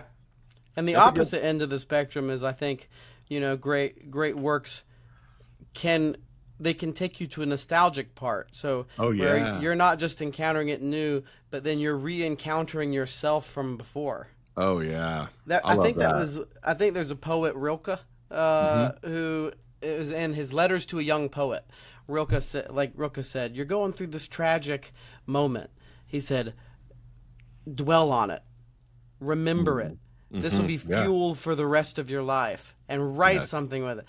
And so, whenever it's kind of a strange thing, but I think really important as a musician, I've tried to like when someone dies and it really impacts me, I will find a piece and listen to that piece obsessively. Wow. So that every little moment of that piece is memorized. And then 3 or 4 years later, I'll go back and listen to that piece, and I will. It's crazy the amount of emotion you'll feel. You know, like I remember, like my jazz band director's wife died, and it was horribly. I mean, it was horrible. She wasn't that old, and in the funeral, they only played music that she had written and recorded and sang herself, and it was. Oh God! There was not a dry eye in the place. You got to be there for it. So this was not that music, but around that time, I listened to the slow movement of Ravel's Piano Concerto in G, and it's just this gorgeous piece. Listen to it like 30 times, you know. But now, if I listen to it, I can go back to that moment, and then have those memories. I think it's a useful tool for artists and musicians, and for it's sure, like, connect something to that time, I do that for sure. Yeah. I'm a tangible kind of person, so I have to go there and feel it, right? Recollect it to write it, So what else about Tarkovsky? Like what else about him makes him one of the best? I think that we're just now really understanding Tarkovsky. It's like he's a new filmmaker in a way, just because he's so way ahead of his time. And I don't think, obviously he died very young, and I can't imagine what he would have done. And maybe there's a little bit of that, a little bit of the what if, I think about like, Heath Ledger, like, man, what was he going to do? Or River Phoenix, what was he going to do? With Tarkovsky, it's like he was kind of just hitting his stride. And for me, as you know, as a filmmaker, as being Orthodox Christian, and the way he used the tapestry of non-propaganda, but it's there, and maybe because I'm an American, and maybe that's just normal in Russia. It's there's icons in everyone's kitchen, and I think for me, it's being true, being an artist, being dangerous, speaking the truth, not being understood, and being okay knowing that you think that you're right, and possibly you are, and that someday people are going to find it. And he just had it. It's like a soldier going out there knowing into battle, knowing I may not come back. I may never see this as a free country, right? And he still did it. And I just love it. I love it. I just rewatched Solaris, and the stuff that he did, no one did, and so people didn't know how to take it. And now when you watch a movie, it's like Kurosawa. You watch films and you're like, oh, Ikura, Kurosawa's film, is basically It's a Wonderful Life, but depressing. And you see where filmmakers get their stuff. And the more and more you watch Tarkovsky, the more and more you see where new filmmakers, or we think people are geniuses. It's Andrei Tarkovsky, and he really made a huge impact on me and really gave me the courage, I think, as a filmmaker, to make Tonto Por Cristo and say, this is my version. This is what I'm doing. And it may not be your version of what you think orthodoxy is, or a monastic life. And okay, he did that for me. It was like he gave me permission to not make it about it. Like you saw Andrei Rublev, and it's like, there's just so many layers. And I think if it wasn't for him, I'm not sure if I'd have been able to layer a film or have the strength and the courage to not make excuses for myself or not have to explain it. Just be like, here it is. And you may need to watch it 1 or 2 or 3 times to go, oh, okay. Like after I watched Andrei Rublev, like a 3rd time, I'm like, I didn't see that in the very beginning, or I didn't see that in the middle. And wow, to be able to do that and not have the applause or the payoff, but it is there. That's beautiful to me. That's really what art is. It's when part of it is him doing it not for the accolade. Yeah, but like knowing the authenticity. But he still does it for the audience because it's very entertaining. It's very intriguing. It's so it's the fine line. I think he really knew how to walk the fine line. It's the whole. You can Google the nostalgia scene. I just rewatched it again. My wife was bawling, and we were riding the cross. I said, "What part were you crying about?" And she goes, "I don't even know why I was crying." She goes, "It wasn't sad. It just was personal, and it hit me when that lady was just sitting on the edge of her bed." And I go, "Wow!" And it didn't hit me that way, but it's like, what is that? That's what that's what drives me the most. Is like when you said you listen to a piece of music and you weep.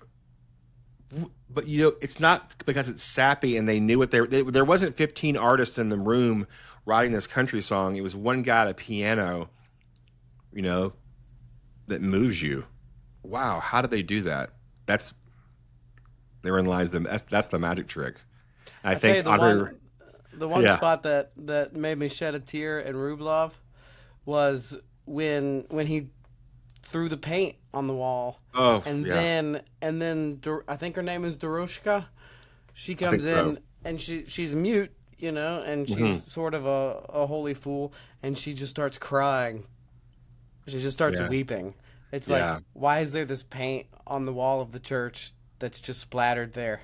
This beautiful white, that's supposed to have iconography, and it's been soiled. Yeah, it's beautiful. And the starkness of it with the black and white, it's jarring.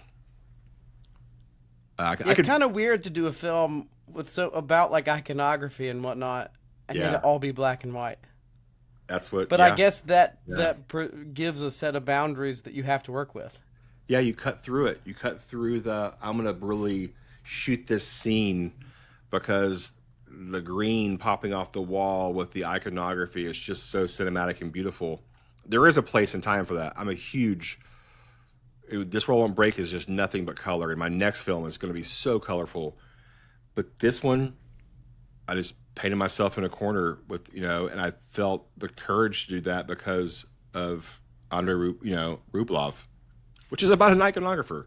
I mean, at the end of the credits, they show the colored, his iconography. That in color. was weird too, because he doesn't show the full icon. Yeah, it's almost I love like it. he takes it into his perception of the icon. It's like, here's the detail I'm seeing right now. Because here, as an audience, you almost want to do this, like you want to, and then maybe what you're going to do is when you leave the theater, I want to see what that icon is. If you see it in the theater, it's just there, like you got it.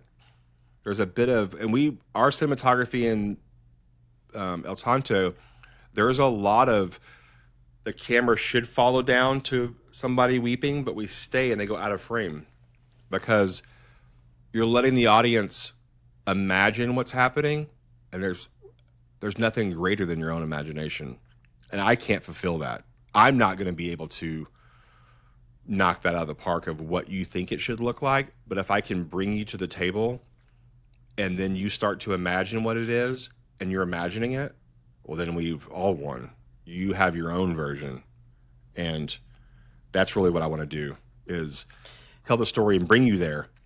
And then you go, oh, okay, maybe it was like this. And then you can, I think it was either Bresson or who's the guy, Strada or Strada? Strada, yeah.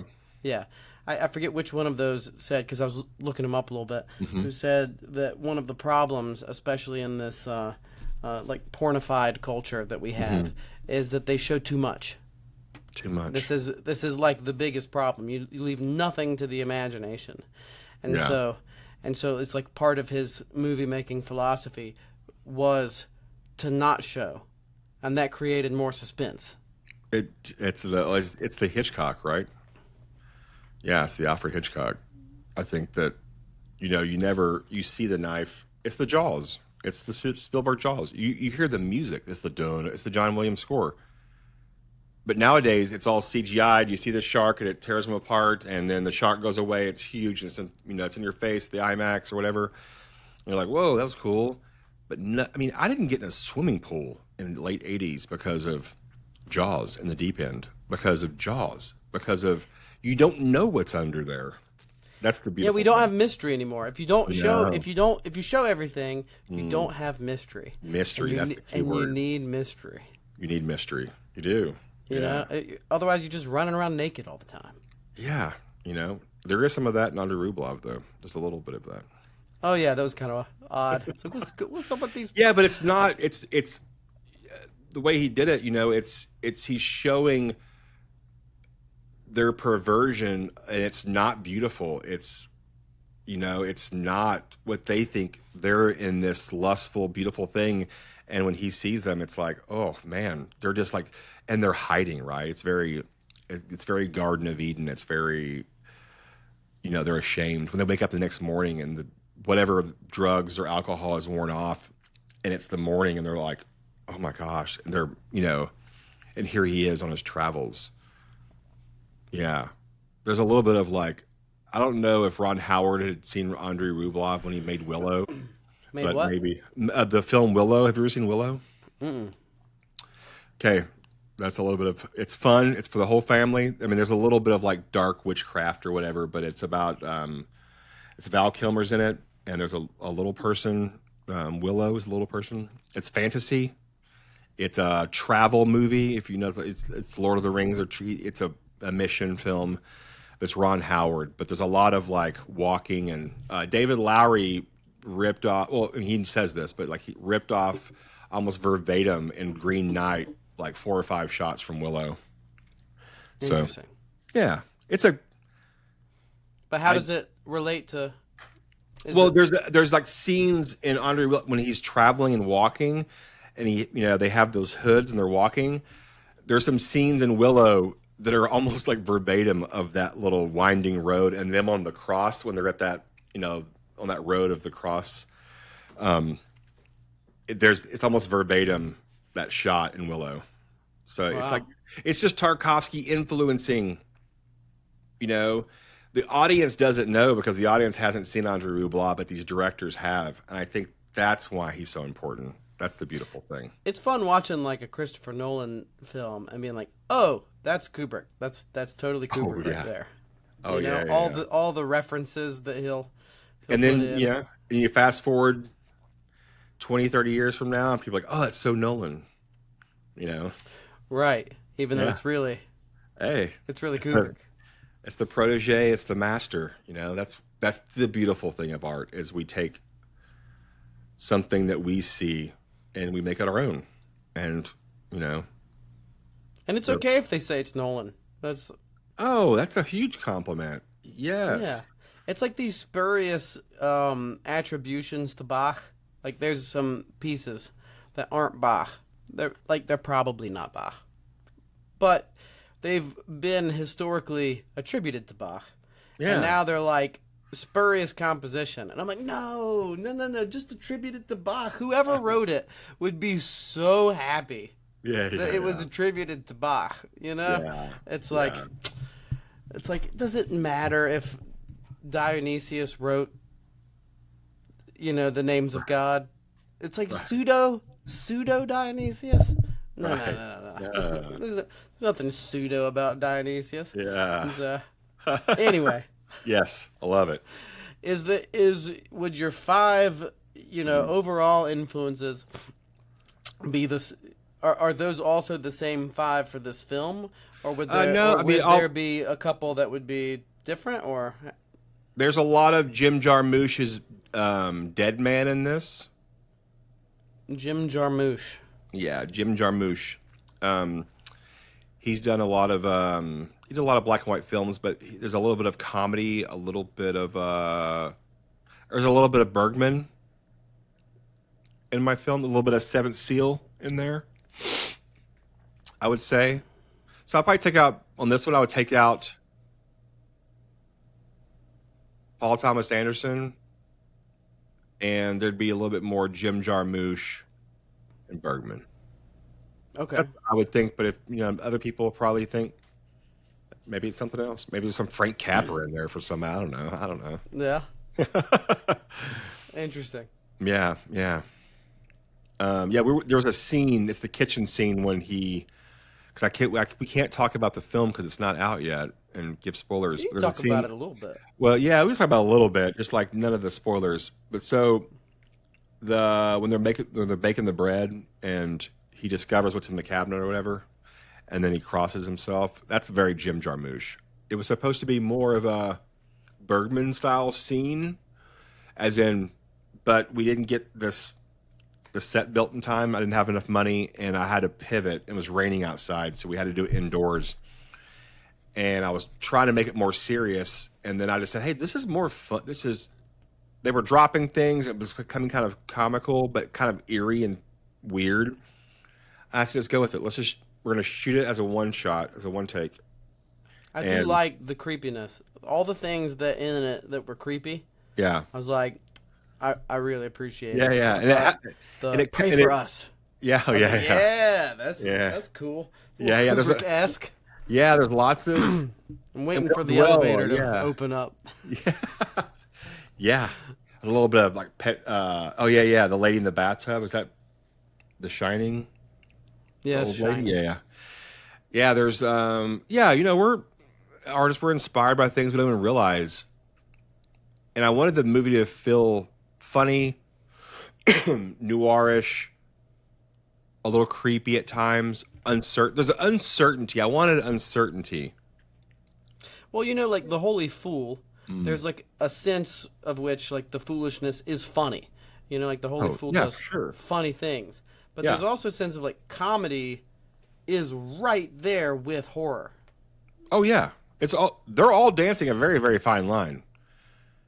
And I think that's why like a lot of comedians, they're always they're making jokes about the Holocaust and about and also like how some of the greatest comedians are the best dramatic actors, right? Like look at Jim Carrey in Man in the Moon or Eternal Sunshine, Robin Williams and Good Will Hunting and Awakening and Fisher King, like what was the one about my captain? What was Man on the Moon is one of my all-time favorite films. But I feel like Jim Carrey lost himself. Like, I feel there's a pre-Man on the Moon Jim Carrey and a post-Man on the Moon Jim Carrey. And Did he become Catholic? I don't know. He's talking. I haven't kept up with it, but yeah, he's talking about the sacraments, and the most important thing in the world is the sacraments. Yeah, Google it, YouTube it. Jim Carrey talking about the liturgy, the sacraments. I mean, it's mind blowing. This is all new. A few years ago, it was like, I'm God and you're God, and it's a totally humble, new agey, broken, but not broken as in woe is me broken, but like broken as in like enlightened in a way, brokenness. Just doing. But that Man on the Moon was him. Have you seen like the behind the? Oh yeah, when he behind the scenes where like the daughter comes and talks to him as though it's Andy Kaufman, her dad. Well, yeah, you know that when Tony Clifton, when they were filming in Los Angeles, there was a big party at the Playboy Mansion, and Jim Carrey, Tony Clifton showed up, and they were all posing with pictures with him, and he was there all night with all the women, and then when things started to get weird, there was a knock at the door, and Jim Carrey came in, and everybody looked at this guy. The guy got kicked out, and then Jim left, and they were all embarrassed. So he was still doing Kaufman bits during the making of this movie. Yeah. Wild. It's wild. Yeah. Yeah. Out there. Anyway, how do we get on Jim Carrey? Hey, this is what we do. This is what we do. Man on the Moon. We just went to Man on the Moon. That's what we did. We went to Man on the Moon. We did. Yeah. I have very specific questions about the movie. But before we do that, I would love to go through a couple of films and movie directors, and you tell me what you love about them, or maybe one aspect that's super inspiring from them. Yeah. So like Tarantino. I love Tarantino. I love the dangerousness of Tarantino. I love just when you think you have him figured out, he does Kill Bill 1 and 2. He does a Grindhouse film, and then he turns around and does Once Upon a Time in Hollywood, and then he says, I'm doing one more movie and I'm out. Well, I mean, we'll see. I just think he changed. I think, and the fact that he loves cinema so much that he bought 2 theaters now that were going to be torn down in Los Angeles, and that he shows 35 millimeter, that he bought his old video store stuff that he worked in, and he recreated it at his house, and they're real tapes, and he watches them. He loves movies. He loves cinema. And, some of his stuff is maybe not everyone's cup of tea, but I love Tarantino. Is there one thing that influences you from him? I think probably his writing style. He really, when I was writing for a long time, I was a bartender. I was running a bar in downtown Dallas called the City Tavern. It's like an Irish type pub, and I would get off work and I would write until the wee hours of the morning. And I thought that's when the magic hour for me, like everyone's asleep and I'm catching this, like the Bob Dylan thing, right? You're catching I'm opening up the window and it's all coming to me because everyone else is asleep. But then Tarantino wrote like that, in the witching hours. And it started to break me down, and it just wasn't healthy. I was getting depressed. And I read an article that he doesn't do that anymore, that he wakes up at 9, drinks coffee, writes from 9 to 11:30, jumps in the pool, eats breakfast by the pool or lunch by the pool, has a couple of cocktails, writes just a little bit more, and then closes his book and hangs out with his family the rest of the day and night. And then the next morning he reads what he wrote the day before and edits. It's preserving yourself. It's taking care of your mind and your body and your stress. And, we all can't live. That's what happens is people burn out because, it's the Dennis Hopper syndrome. You can't take acid and live in a ranch with a bunch of women and men and live a life of debauchery. It will break you. You have to take care of your mind and your spirit and your body and soul. And so that was really encouraging to me. So I do like his writing style. There's something about and I think it came post Beethoven, about the suffering artist. Yeah. Pre Beethoven, the suffering artist is not really like a thing. And there is something to it. There is something to it, but Bach, not really a suffering artist. You don't have that same mythos about him, even though most of his children died. You know, like Right. if there was someone who suffered, Bach probably suffered more than Beethoven ever did. You know, Right. maybe not in the same like way mentally, whatnot, but Right. It's Paul Thomas Anderson does not suffer. He came from an elite Hollywood family and lived in the Valley. Then, he's made a lot of money. He made Boogie Nights at 26 years old and made Magnolia at 28. He's like the Orson Welles of our time, I think. But it's something I wish I knew when I was younger. Like when I was in my For 20s sure. in college, like I had this romanticized idea of, no, I can just go on 3 or 4 hours of sleep and I will learn something by pushing myself as hard as I possibly can. And I think I did it too much. I ended up like It was something developing like an anxiety disorder, and I'm sure it was just because I didn't sleep for 4 years. Well, things were romanticized, especially for me. It's like if you were an actor or musician, you were 30. It's like, ugh. It's like, Kurt Cobain died at 27. River Phoenix died at the Viper Room. These are real actors. These are guys who lived it, but they're dead. And it's unfortunate. And Philip Seymour Hoffman later in life, the same thing. And yeah, it's not. You can't do it. You have to. My wife tells me this after I make a film.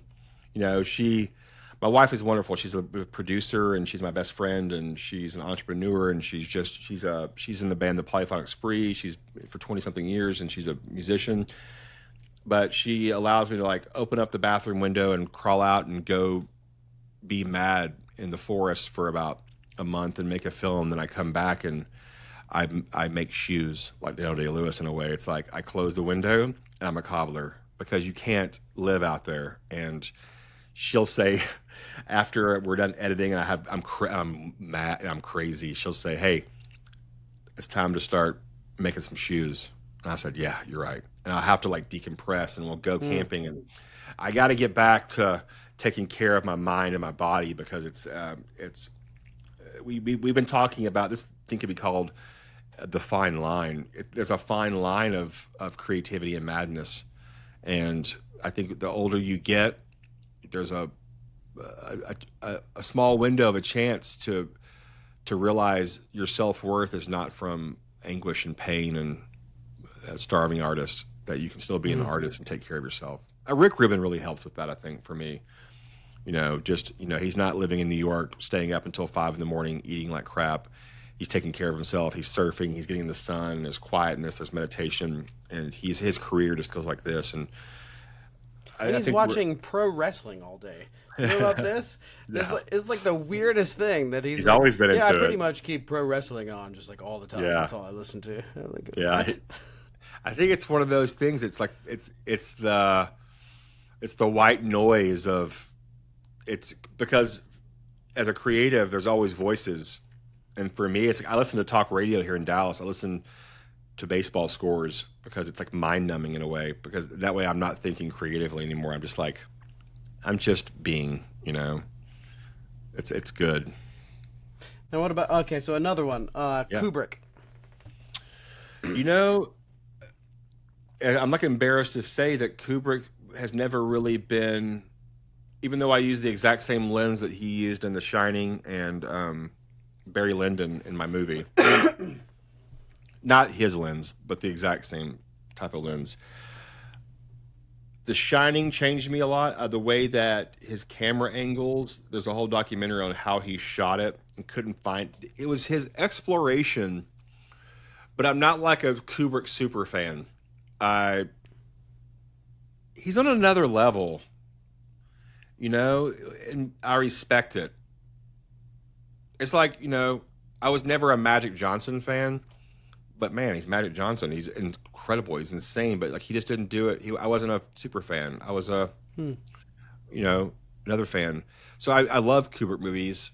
Barry Lyndon, the way he shot those candles with real light, only used candlelight. I mean, my gosh, he's just a beast, and he's in another level that I can't comprehend in a way. So I have to take Kubrick as I didn't go to film school, so I didn't drink the Kool-Aid, the Kubrick Kool-Aid, so to speak. And so I'm kind of Is there something that you dislike about him? No. I just think it wasn't my thing. Like, I have lots of friends who, like, they're, anytime they play anything Kubrick at the Texas Theater, they're there. And I'm like, oh, I'll pass. But they're like, oh, but you're going to sit through a 6-hour Béla Tarr? I'm like, that's where I'm at. But I'm dripping in Kubrick in my life. And people probably find that crazy. But yeah, I mean, I just went and saw 2001 Space Odyssey at the Texas Theater. And I mean, I've seen it several times, but my mind was blown. I was like, yeah, so I'm circling back around on the Kubrick train. I missed it. Interesting. I missed it, but I love him. Yeah, for sure. It's I love the OCD-ness to detail. Yeah. Like, for me, that's the biggest thing. Evidently, the blood coming out of the elevator scene almost bankrupted the film. Yeah. See, I think stuff like that makes me feel like maybe it's more unattainable for me. So I'm appreciating his,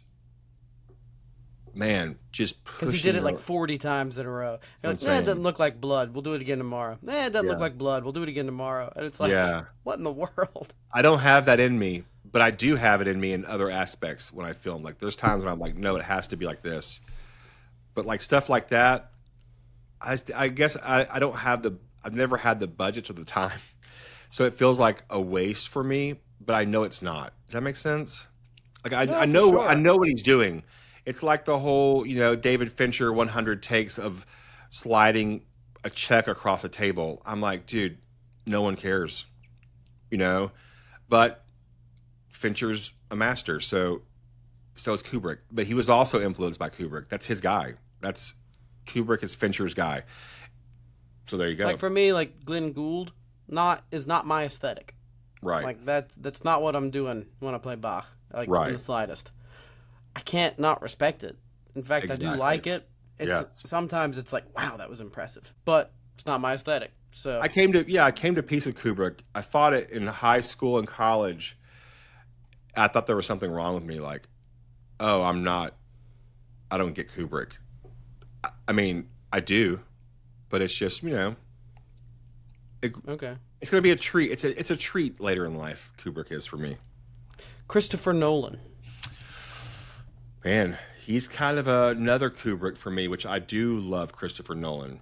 When I watch his movies, I always watch them like Oppenheimer. I watch them all in seven. We have a great theater here in Dallas that shows the 70 millimeter print in IMAX. The one that they built here in Dallas was like, I was sitting right beside it. It was so loud. It was like 2x4s, and it was like, it's a masterpiece. I mean, it's like Nolan's the same as Kubrick. It's like my mind can't comprehend. It almost gives me anxiety how he does it on a large scale and won't take no for an answer. I respect it. It doesn't seem tangible to me. I love his movies.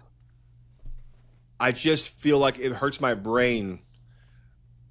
I guess the process does. But man, he's cool. He doesn't even have a smartphone or an email. I respect. You know what it is? I think I'm jealous of Christopher Nolan.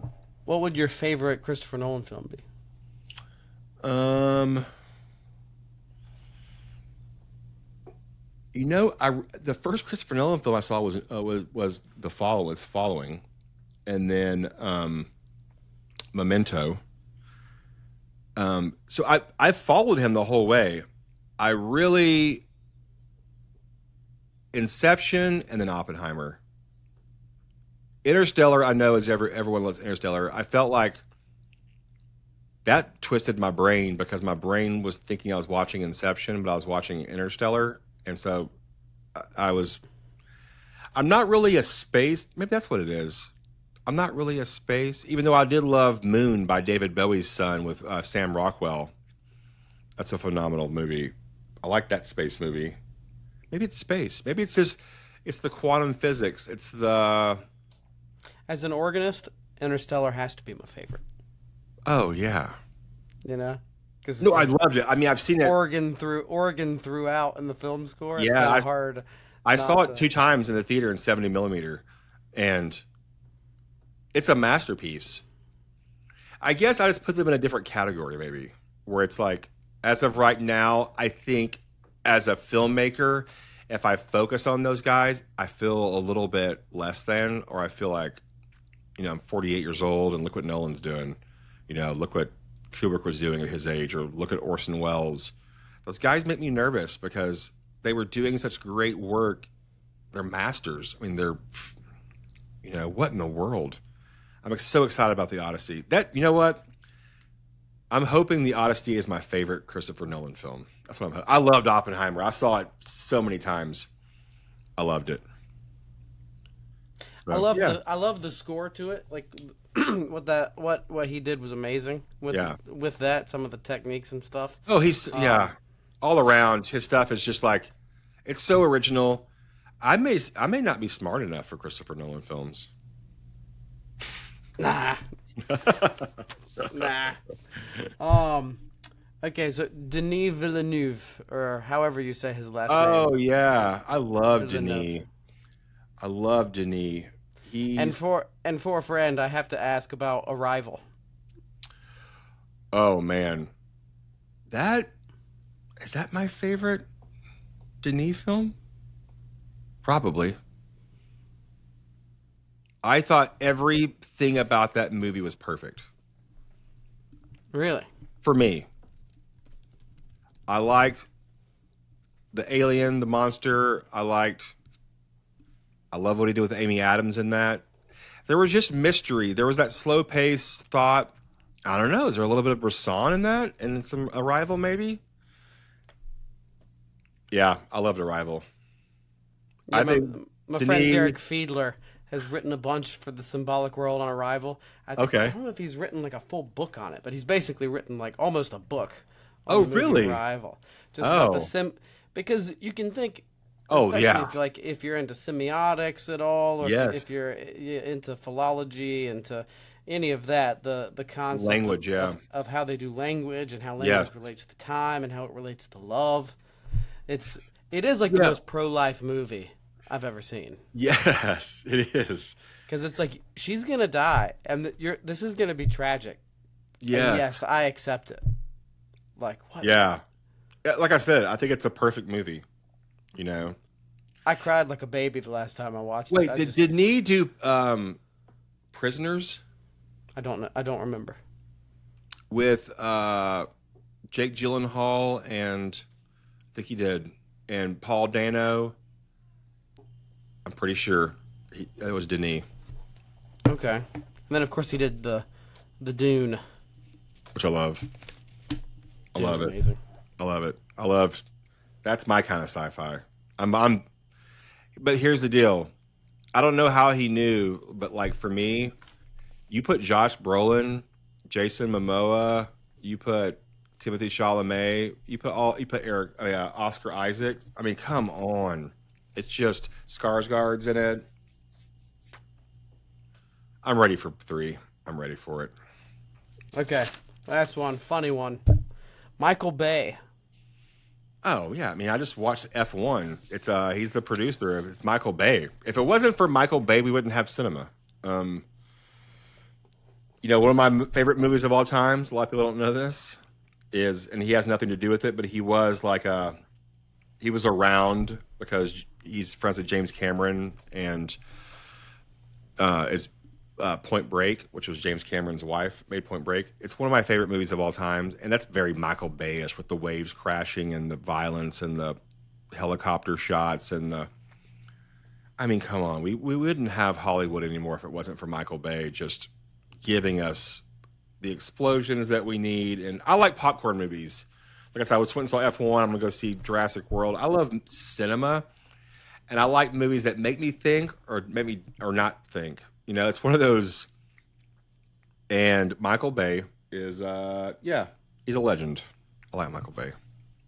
I could never do it. That's not I think that's why I like it so much. He's so. Did he do Bad Boys? Mm-hmm. Yeah. I mean, it's the slow. There's the Michael Bay transfer. It's the whole. Everything's in slow motion. Things are blowing up. I love it. I couldn't do it. So that's why I like it. I think is it's a retreat for me. It's a vacation. Yeah, it's Six Flags cinema for me. It has its place. It has its place. This is I think the sometimes the danger for people who like they discover high art. Yeah. Then they can't appreciate anything that's It's lower. our cotton candy thing. It's the State Fair of Texas is only open once a year for a reason. If you could go get cotton candy and see big text every day, it's not special. But when you get to go do it, it's fun. So much fun. Yeah. Riding those rides that you're like, did the carny tighten this bolt? We don't know. I talked with JP about this because I remember reading like Voltaire's Candide. Okay. And if you remember, there's like a little scene in that book where he goes in and he brings out this book. And he's like, oh, this is a beautiful book, but it's not as beautiful as this other book. And then he brings out these cherries or whatnot. He's like, oh, but they're not as good as the cherries from Portugal. You know, it's like every little thing, he can't enjoy it. Exactly. You know? Because it's been ruined by something that he considers higher. Yeah. And then I almost wondered if like that was a natural aspect to beauty itself. So I was talking to JP Marceau about this, about how is it true that the higher that you get to the one, the higher that you get to the transcendent, then the uglier everything else becomes. So it's like why I can't appreciate the sequins on the dress that my 3-year-old can, you know? Yeah. And he said, innocence to that too. And he said, actually, I think it's the opposite. I'm like, really? And he's like, I think his belief is that the higher that you get to the transcendent, the more that you can see the beauty in the lower if you're actually approaching the transcendent. But the danger was because I've heard monks say they prefer their cell to the cathedral. Right? And so I thought, is it that as they approach God, the cathedral becomes ugly? And he said, I don't think it's approaching God that the cathedral becomes ugly. He said, I think it's that as a monk and being holy, they see sin more. 100%. I agree with that. And so it's not that you can't appreciate the lower; it's that you can see sin more. And so that's sort of like a different framing to the question. Yeah. Well, it's like the whole. I was talking to a monk. A pilsner and a bourbon barrel aged imperial stout are two different genres.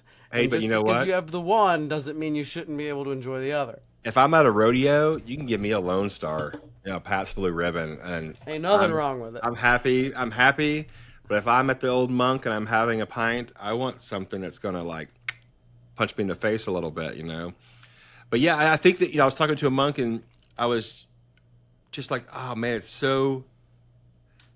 How do you do it? You pray, you work, you pray, you chant, and he's like, how are you married and have children? He's like, you're constantly giving yourself. He's like, it's the same. It's the beauty in both. He can't imagine having to take care of children. Like how much time that is, how much effort that is. And to me, how does he have all this time to pray that long? It just seems like impossible. I think it's the same thing. It's like when you're doing something else seems so beautiful, and then, yeah, I like that. I'm going to take that one, put that one in my pocket about the transcendent. I like that. But it's important to not be able to lose. Yeah, being for sure. able to, because then it just makes you pretentious, and then I think you actually lose something about beauty. Like if you can't enjoy Top Gun, Oh, bringing it back to movies. Have you ever seen Sideways? No, I have not. Okay, I won't ruin anything then for you. Sideways is great. It's about wine, but it's about what we're talking about. And I'm not going to ruin it because I think that at some point you'll watch Sideways, and the very end of the movie. When he's eating an onion ring in the fast food restaurant and he's drinking out of his styrofoam cup, this conversation will make sense. So that's a little Easter egg for you down the road whenever you watch it. Yeah. It sums it up perfectly. It's the whole movie. Wow. Now I want to watch Sideways. Sounds, yeah. Interesting. Yeah. Well, I got some questions about the movie, and then you can just tell me as we go. Yeah, It's a 100%. spoiler. Yep. Yeah, yeah. Jonathan was like, when we first were talking, Jonathan Pajot was like, well, we'd screened the movie and we were just hanging out and had dinner and some drinks and stuff, and then I set up a camera and was getting first reactions, and like almost everyone was like, they were all giving spoilers because they had just watched it. They were so excited. I was like, guys, I can't use any of this on the internet, but it's all good. I'll do the. No, I'm joking. Yeah, all right. And then I'll pause it, and then you can tell me, and then I'll unpause it. Yeah. Okay. Yeah. This one I don't think is a spoiler, but which Fools for Christ, specifically, were the biggest influences on this? Do you have some specific ones in mind? I do. Saint John of Shanghai or San Francisco, the Wonder Worker, is. So I read a lot of books, and I would read the Desert Fathers as well. So it became a point when I was reading so much. I had like 20-something books, and I intentionally, because I knew the plot of the film and what I wanted, I didn't want to focus. I didn't want to do a biopic. I didn't want to, focus in on one thing, and that can be boring, and that can be, one-sided. I wanted to feel, I loved all the stories, and I didn't have time to do all the saints. So I was like, well, I will, sorry, my cat is, look at that. Very film directory of you.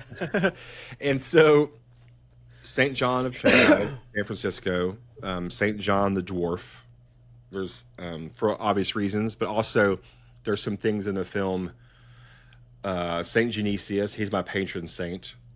He's the saint of, he's the patron saint of comedians, actors, clowns. His story was he was under Diocletian's reign, and he was the jester for him. And one day he was performing in front of Diocletian as entertainment, and he was mocking Christianity, and he baptized himself, and it took. And on stage, and the heavens opened, and he proclaimed Christ, and then became out of his mind, became crazy and became a fool.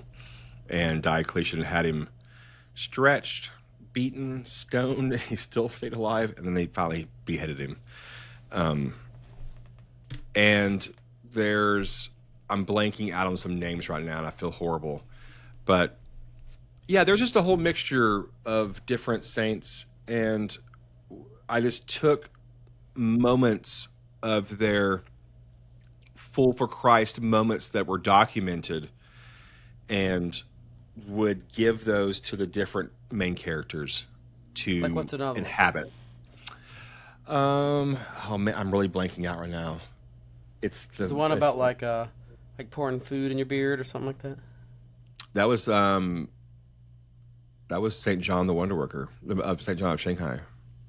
Really? That was him. There's a lot. There's a lot. I think maybe he's like sort of the main. I'll have to write him in the comments because I'm completely blanking out on some of the names. And to be totally fair and honest, I'm not even really blanking out. I was reading so much that I would hate to say it's a saint and it wasn't coming from that saint.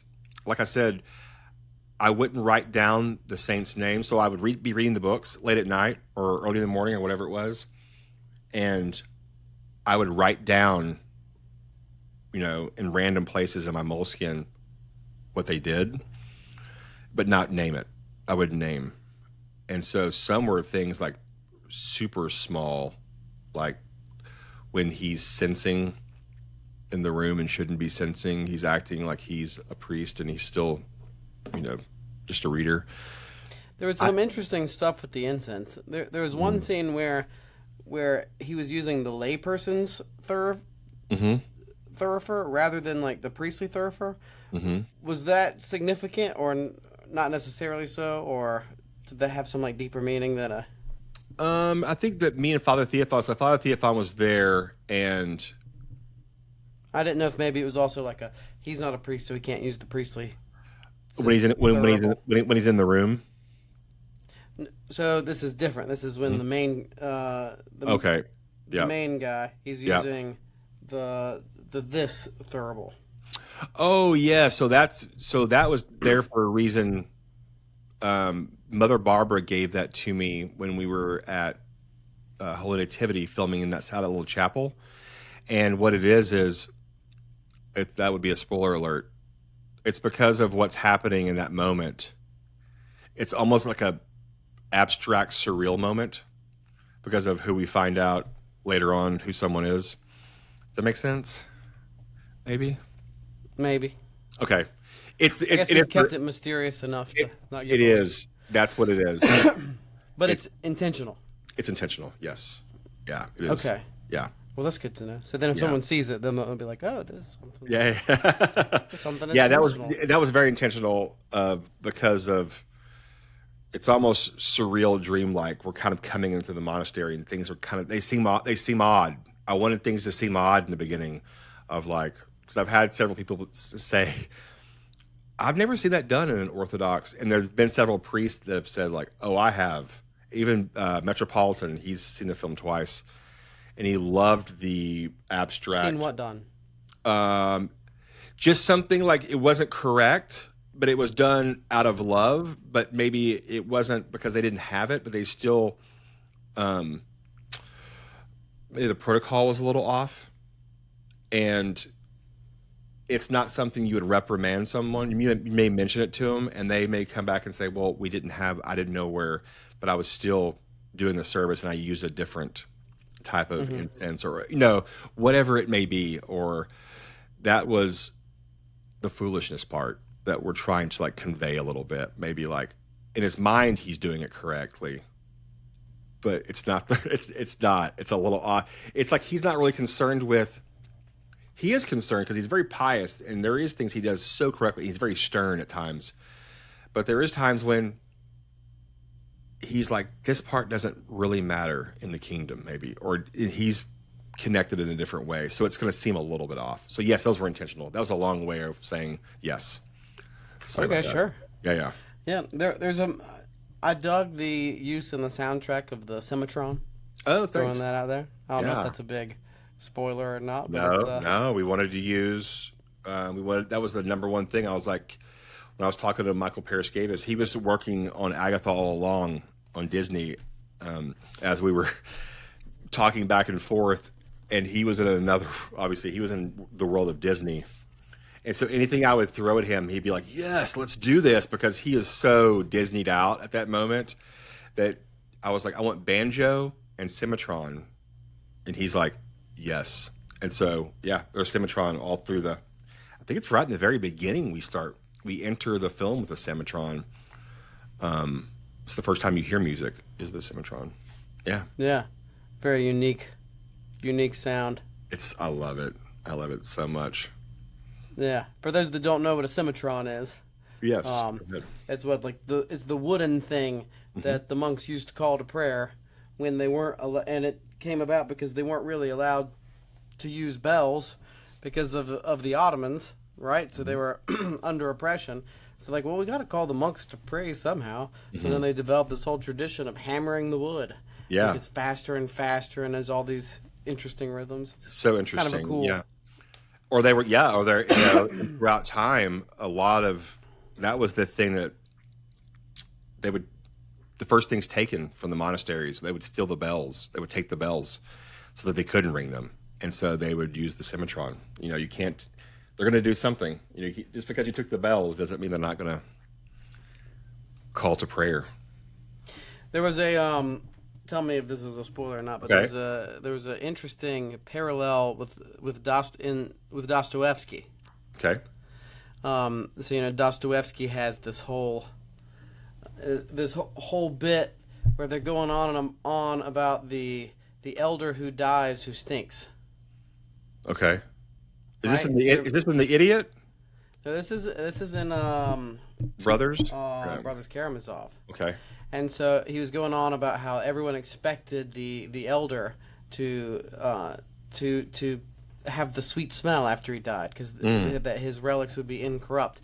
And then it was a public scandal that he started to rot after he had died. So his flesh had started to stink, which happens. And there are saints who their flesh stunk and they They were not. They did not have incorrupt relics. It's not necessary that be a thing to become an Orthodox saint. But it was a scandal in in Dostoevsky because everyone I think it was Zosima, but maybe it was like a different elder. Maybe it was before Zosima had died. But there's a scene where it's like almost the inverse of that. Yes, correct. Where it's like it has to do with the smelling of someone. Was that an intentional sort of symmetry to that, an inversion of the Dostoevsky story? It wasn't intentional, but it was. What's the word I'm looking for? It wasn't intentional, but it was a reassurance for me to go with it. It was something that I wrote from something else that I had read about a saint, a prophet. And so I kind of combined two different explanations. So they almost seem contradictory in a way at that moment. But it also is like the centerpiece of the film. And my brother-in-law, who's a scholar, he obviously is a huge fan of Brothers and The Idiot and all things. And he mentioned it to me. And I was like, my brother-in-law, I said, he goes, "This is great. Is this what this is?" And I said, "Yes. No, it's not supposed to be, but yeah, Happy accident. It's a happy accident." Yeah. And so when I showed him the script, I was like, "Is that okay?" You want to make sure that priests and scholars that you're not, being blasphemous or being wrong or being incorrect. It's okay to have. Obviously, that's what you want as a filmmaker or as an artist. You want to have artistic liberty. You don't want to be on the nose. And he loved it. So, I love that Tarantino ends everything, not everything, but he just plays loosey-goosey with history. Yeah. Oh, yeah, like the Bible verse and, Ezekiel. Or like the end of Inglourious Bastards. It's like they kill Hitler. It's like, it's great. It's like... Oh, yeah. And Sharon because Tate, of that... Yeah. And because of that, then when you get to Once Upon a Time in Hollywood, you're like, what is going to happen? Because it doesn't have to follow the story in the slightest. That's the beautiful thing of Once Upon a Time in Hollywood is like, well, we know what happens, but he flipped it. And that's the beautiful, it was the neighbors. And and they went, and, the neighbors got a hold of them before they got a hold of Sharon Tate. It's beautiful. That's Tarantino. Right. I think that's what artists are missing these days is they try to be too right because they don't want to be wrong. But you're not wrong if you're doing your own interpretation and being original. Not everything has to be exactly correct. And that's something that whenever I sent the script to Metropolitan T-Con, I was worried because I was like, a lot of this is, I'm doing that little bit of a Tarantino dance of like, but I'm also staying true to the divine liturgy and to all the things that are aesthetic inside the church and that priests do. And well, it's like a choir in a monastery wouldn't have women in it. Correct. But that doesn't really matter. Right. Yeah. I don't know if that's a spoiler or not. But. No. Just as far as like the soundtrack is concerned. Like, oh no. Yeah, it's like angelic. It's that's the thing is, I love all the movies and documentaries that are about Mount Athos and about Orthodoxy, but it is very much men chanting, and I wanted to make something original. So that was first and foremost, having the Saint Seraphim choir, having the men choir, the women's choir, and then bringing in the polyphonic spree choir, which is a rock and roll band, and mixing those. It's the Symmetron and banjo, right? This is Texas. This is America. I don't live on Mount Athos. I don't live in Russia. I don't live in Greece. I'm not Coptic. This is Orthodox Church in America on the coast of Texas. What does that sound like? I know what it sounds like to me. And I'm going to say, this is what it sounds like to me. And people are like, well, that's not right. Well, it is. And, I've heard people comment on the Jonathan Pajot. They said, I did chat, and they said that there's no monasteries in Texas. And I'm like, well, there's 10. And I go to the monastery here in Kemp, Texas, which is like 45 minutes from my house. I mow their yard. I mow the land. I take care of stuff with Mother Barbara and Sister Svetlana. There is one, and we shot there. And so and there's 2 nuns. there's 2 nuns at this monastery, and I go out there, and they have a graveyard and a cemetery, and people from St. Seraphim are buried there. And when we go out there for different panikitas and all kinds of things, and right next door there's Mennonites, and they trade and they interact, and it's Texas, it's Orthodox Church in America, and what I wanted to do was show that in a fictional cinematic universe, and that's what we did. And that's what it's shocking to some people, but I think a lot of people who are possibly converts in America, they look at Russian and Greek as that's the way it's supposed to look. And then the Europeans, we have several Europeans, Ukrainian and Russian at our church, that have seen the film, and they love the movie because it's so bonkers, because they're tired of seeing the same Russian films, right? So Right. yeah. It's funny. The conversations that are already happening are pretty. I was worried at first, but now it's an enjoyment. It's like all the people, if you'll see all these comments from Russia on anything that's like Appalachian sounding Orthodox, they love it. They think it's the best thing ever. It's only the Orthodox in America who are the ones who hate it, who are like, this isn't chant. You shouldn't do that. This isn't good. I'm like, I don't know. I mean, there's supposed to be tension there, and people. It's like, I'm cool with that too, but it's like it's funny that those from the outside, they're the ones who love it.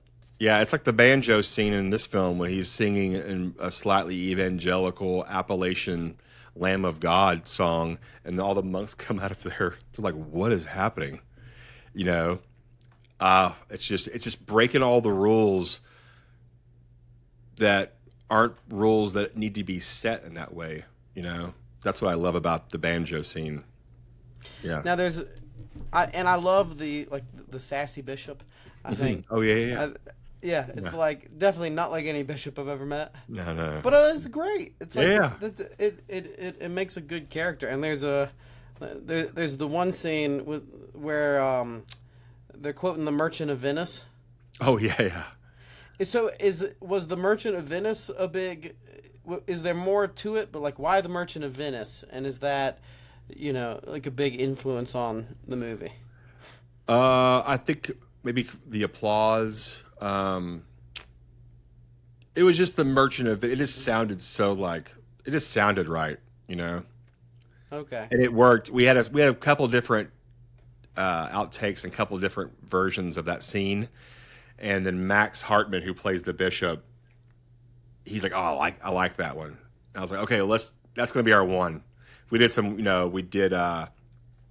blocking and stuff, and he's like, "Well, can we just do the Merchant?" I was like, "Oh yeah, let's." And so we all, that's a one take. That's a 8-minute scene where the camera doesn't cut. We just go back and forth, and so we had to really take. And both guys do 2 long monologues, so it's very Shakespearean, in that aspect of.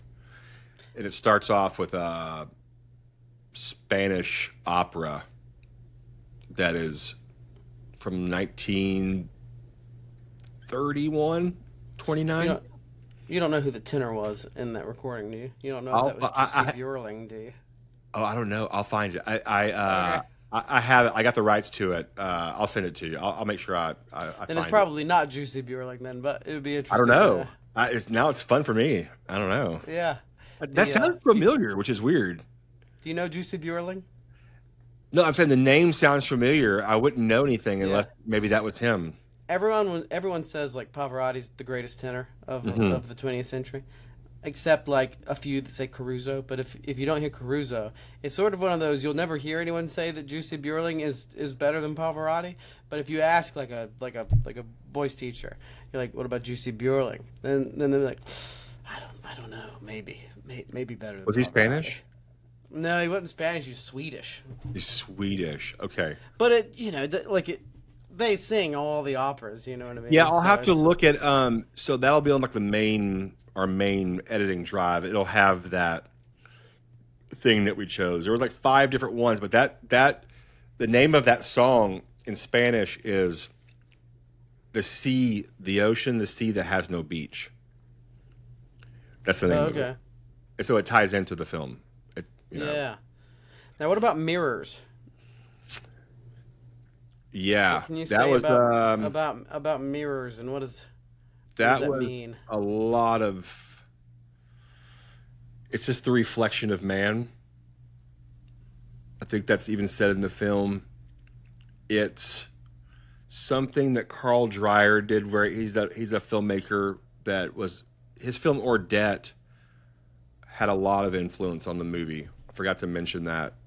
There's a lot of Ordet in Tonto Por Cristo, and there's lots of mirrors in it. It's about That's another thing with like monks is like a lot of them aren't allowed to have mirrors, and that was the importance of the mirror as well. Yeah. which And if you're not Orthodox, you might not know that. So that might and there's 3. 3 mirrors. There's lots of 3s in El Tonto Por Cristo. It's a good number. Yeah, it's orthodoxy. Everything's in. They always say like, if you're in a service like a feast or fast day, or the bishop's in town, or something that it's a service that you're not really sure about because it's not. It only comes around once annually, and they do it once and it was very long. You're like, I haven't heard that before, and then they do it a second time. You're like, oh, there's 3 of these. So that's it's called the 3s. It's obviously it's the Father, Son, and Holy Spirit, but everything in Orthodoxy. I have a little is joke about 3s. that. I gave him my best man speech. I'll have to send it to you. Okay, yeah, I love it. Yeah, Yeah. yeah, that's funny, and that's why there's 3 main characters in a way. Really, there's Genesius, Ambrose, and Father John, and then there's characters scattered. Lots of 3s in the movie. Yeah. Yep, there's 3 mirrors. There was one prop like there was a that I thought might have been a cue to Kubrick, but maybe not, and maybe it's just because of in monasteries they just got big crosses. But there was a cross that was so ginormous. So I ginormous. thought is that is he referencing Kubrick there, or 'cause No, I don't know if it, like in Eyes Wide Shut. Yeah. These wall ornaments Yes. that are way too big. Yeah. Like, No, I know what what you're talking is about. Yeah. No, it was supposed to be used on the outside of the monastery, and I decided to not show. I decided just to show sections to keep the monastery more. When you watch it, you really think that we shot everything on that little piece of land. Those are 5 different locations across Texas that I shot at, and we didn't end up using it, but people were walking by it, and I thought I was going to get knocked over. So my prop master and my production designer, Kristen, hung it on the stairs so people wouldn't knock it over. And we were framing a shot. It looked so ridiculous, but I felt like it was a little Tim Burton-esque, as in like it makes the place seem fictional but real, but odd and strange. I get what you mean. So that's what it was. It was So it wasn't Kubrick. it wasn't Kubrick. I wish it was. See, that's how much of a non-Kubrick pro I am. I wish I could say it. I could have said yes, that was Kubrick, but we all know that I'm just now dipping into Kubrick. Well, there's a lot of symmetries and like asymmetries. I feel like yeah. like in your scenery, like you're playing around with symmetry a lot. Oh, the whole. Is there anything you want to say about that? I've always done that, and This World Won't Break. There's so much of that. When people watch This World Won't Break, they say, "That's Dallas." I'm like, yeah. Dallas has a beautiful architecture element to it that people don't notice. I think it's the most important thing. If you can almost reimagine any location and form it and make it and mold it to your own and create an environment. It could be harsh. So there's lots of harsh lines. There's lots of harsh things and weather. But then there's moments when the music kicks in, when they're standing by greenery and the wind's blowing. You're letting the audience know that they're in a different space and time, I think. And having a small budget, I was able to do that with just, like you said, with lines and then nature. There's 2. It's almost like, nature and grace. Yeah. Okay. Nice pickup. Yeah. Yeah, it's very important. It's really, really important to me. Interesting. What would you say your what in the movie? What is specifically you? You know, because like a lot of yeah. these directors we've talked about, Yeah. you know that it's them. What could you point to that you'd say, oh, that's a Josh David Jordan film? I would say probably the comedy moments or the comedic moments or the strange or odd moments is, once again, when you watch This World Won't Break, there's some moments like one of the main characters, he calls himself the sheriff and he rides a tandem bicycle, and it's really hard for him to ride, and it's just funny to me, and people are like, oh, I love, what does that mean? Did he lose his partner? It's really just comedy, and then people think it has bigger meaning, and maybe it does subconsciously. I think those moments of strangeness and oddness is probably me. Like, I couldn't make just a serious film. I think there would always, I mean, this is a serious film, but that's not real life. I love the bizarre. I love the odd. I gravitate, and maybe that's like the evangelical kid that was on white tent revivals his whole life and meeting wacky, wild people in the backwoods of Mississippi. Maybe that's why I was a bartender, meeting weird, wild people every 5 seconds. And I pick up on it. Someone could say something, and it's probably going to end up in a movie. And just random things, like when she's running down the road and just picks up the stick and is running with it like she's a banshee.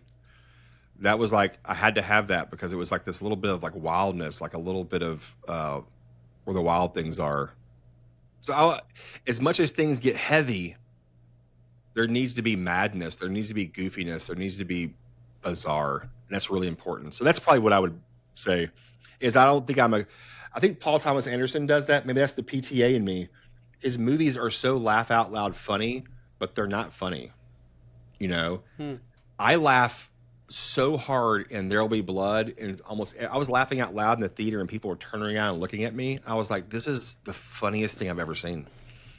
And it's that weird bizarreness, it's the strangeness, it's the scariness that makes me laugh. And you know, it's making people uncomfortable. You know, it's the lady when she's singing the little panakita, they're doing a panakita in front of that little store, and then the bugs crawling on his cassock, and she's standing there with this old man's thing. It just makes me laugh. And I know it's supposed to be a serious moment, and then he's huffing and puffing, and he rolls out the carpet from his suitcase, and then the dog runs by. It's just, I have to have odd, because I think everything around us is so odd, and I think we're missing the beauty of it. I think that's the beauty of life, is the oddness. It's not we're all in our best dressed clothes sitting in a pew. It's the old man falling asleep and his dentures are hanging out. I love it. I need it in my life.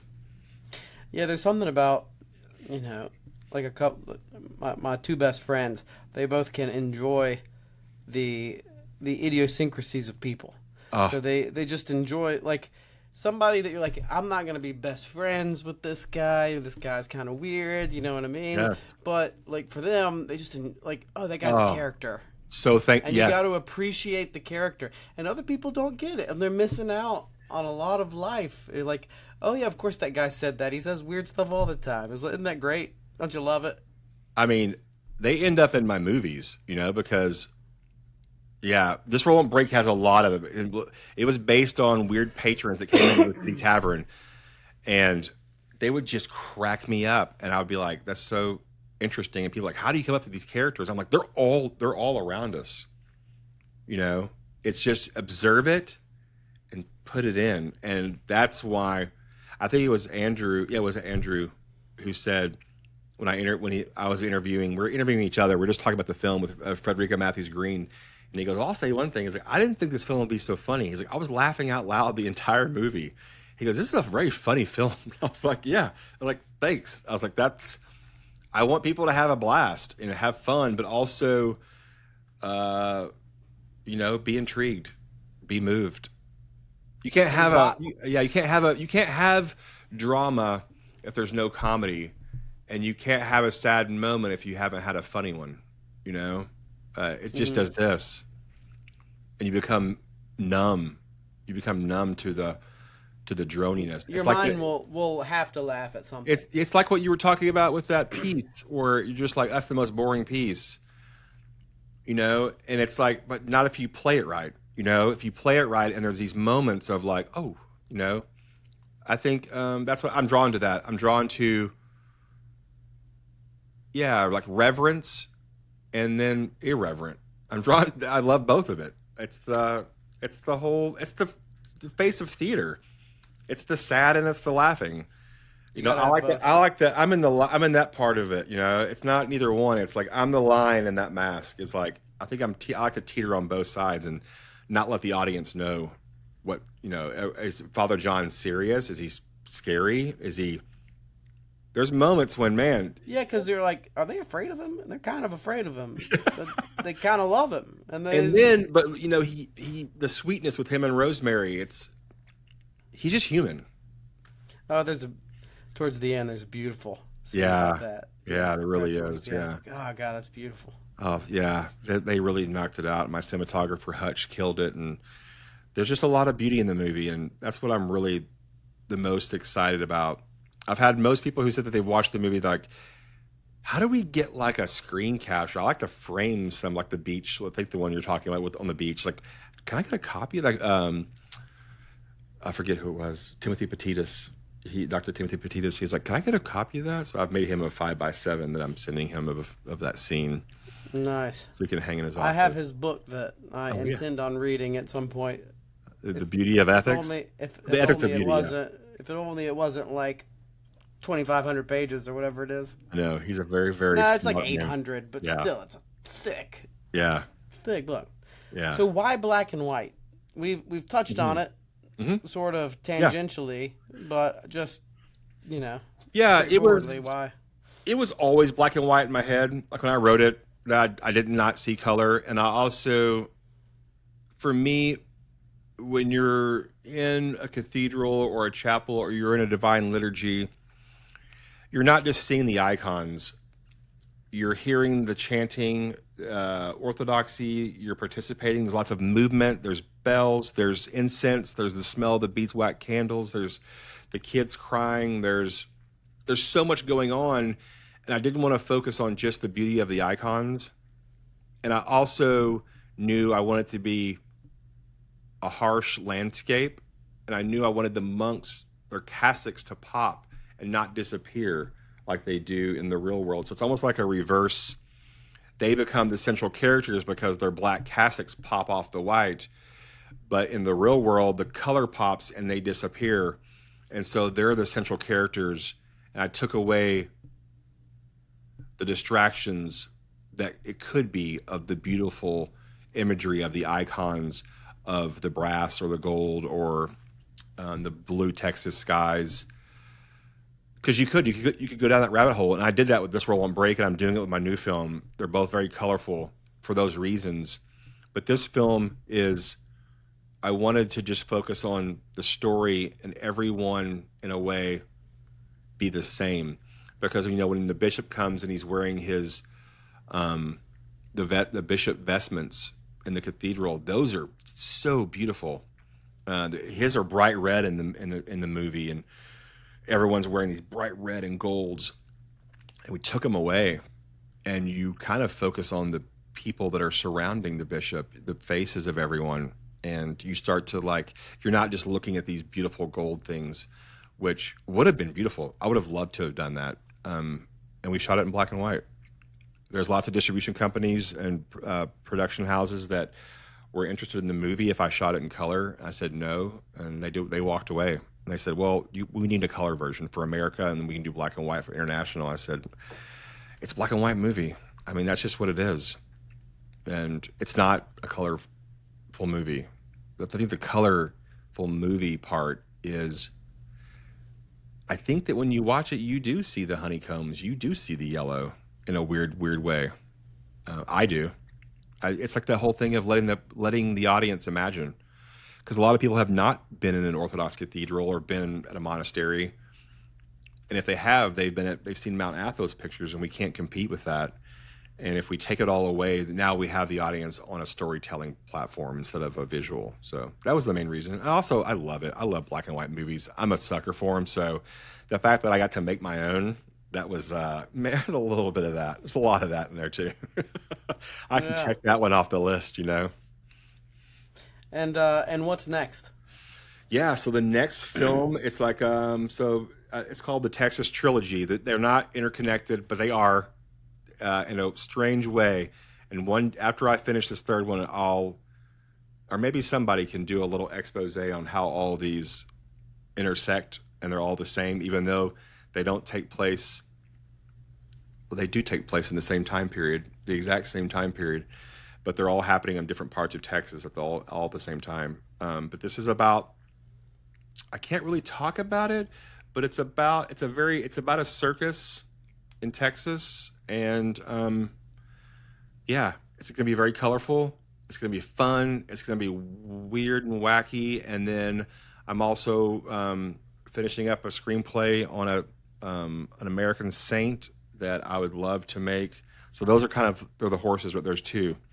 So if El Tonto comes out and there's a big push for another Orthodox movie, then we'll go that route, which I would be just as ecstatic for. It's a colorful film as well. And it's about my take on a saint here in America, saint? A modern day saint, Saint John of Shanghai, of San Francisco. Yeah. Okay, that would make sense. And it's wild, and I'm ready for it. I'm ready for the discussion of how I did it. Yeah. Yeah, that's exciting. Yeah. So what's next with El Tonto? Is what I saw? Is that the final edit or? Yeah. It's locked and loaded, man. It's a full score, trailer, credits. Have you seen the poster yet? I don't think it's out. I don't think. Maybe. Yeah, the poster it's everything. It's so great. I love the poster. My friend painted it, and that'll be coming out. And what's happening next is tonight, we finish our Kickstarter, or tomorrow morning, our Kickstarter finishes. And we're taking that money and we're doing a Texas tour. And then we're going to be in LA, New York, Chicago, and then the Midwest and the South, how much we raise. But we are going to be in Greece and Romania in the fall. And then we come back during Orthodox Lent. And we're going to be going from city to city, showing this theatrically. It's a theatrical film first and foremost. You know, I'm a stickler for people watching movies in theaters, at least for the first time. If you can't make it, it'll be on Blu-ray, and then we're actually going to be having a one-night only global screening of the film with Q&A with me and the actors. We'll announce that so people can buy a ticket, or they can be on Kickstarter, get their ticket, and you can watch it on your big TV with you can stream it for one night only, and then it'll be for purchase and rent after that. Okay. Yeah, I'm excited. It's been a long time coming. Yeah, well, I enjoyed it. Thank you. It was a beautiful film, and there was at least 2 or 3 scenes that I keep replaying in my mind. You know? Yeah, it's definitely I call it like a hand grenade movie. You know, you pull the pin and you throw it, and the next day it goes poof. It goes off in your head. You're like, oh, films like that I think are really important. Like you didn't close the book on it. It kind of lingers, and I think if we can do that, I think we've done our job. Indeed. Oh, and the soundtrack's coming out. It'll be out on Spotify as soon as the film's in theaters, and then we're doing a double vinyl LP. I'm doing the artwork right now, and Michael Periscabis is out in California, and he's doing the mixing and mastering, and it'll be on a colored vinyl double. So we're going old school. Awesome. Yeah. Look forward to it. Man, we just talked movies for 3 hours. This is like the Matthew experience. It was a lot of fun, man. A lot of fun. I love it. It's like I told you, I can talk movies all day, and I can talk to you all day. I appreciate it. Yeah, thanks for coming, and everyone go and watch El Tonto Por Cristo.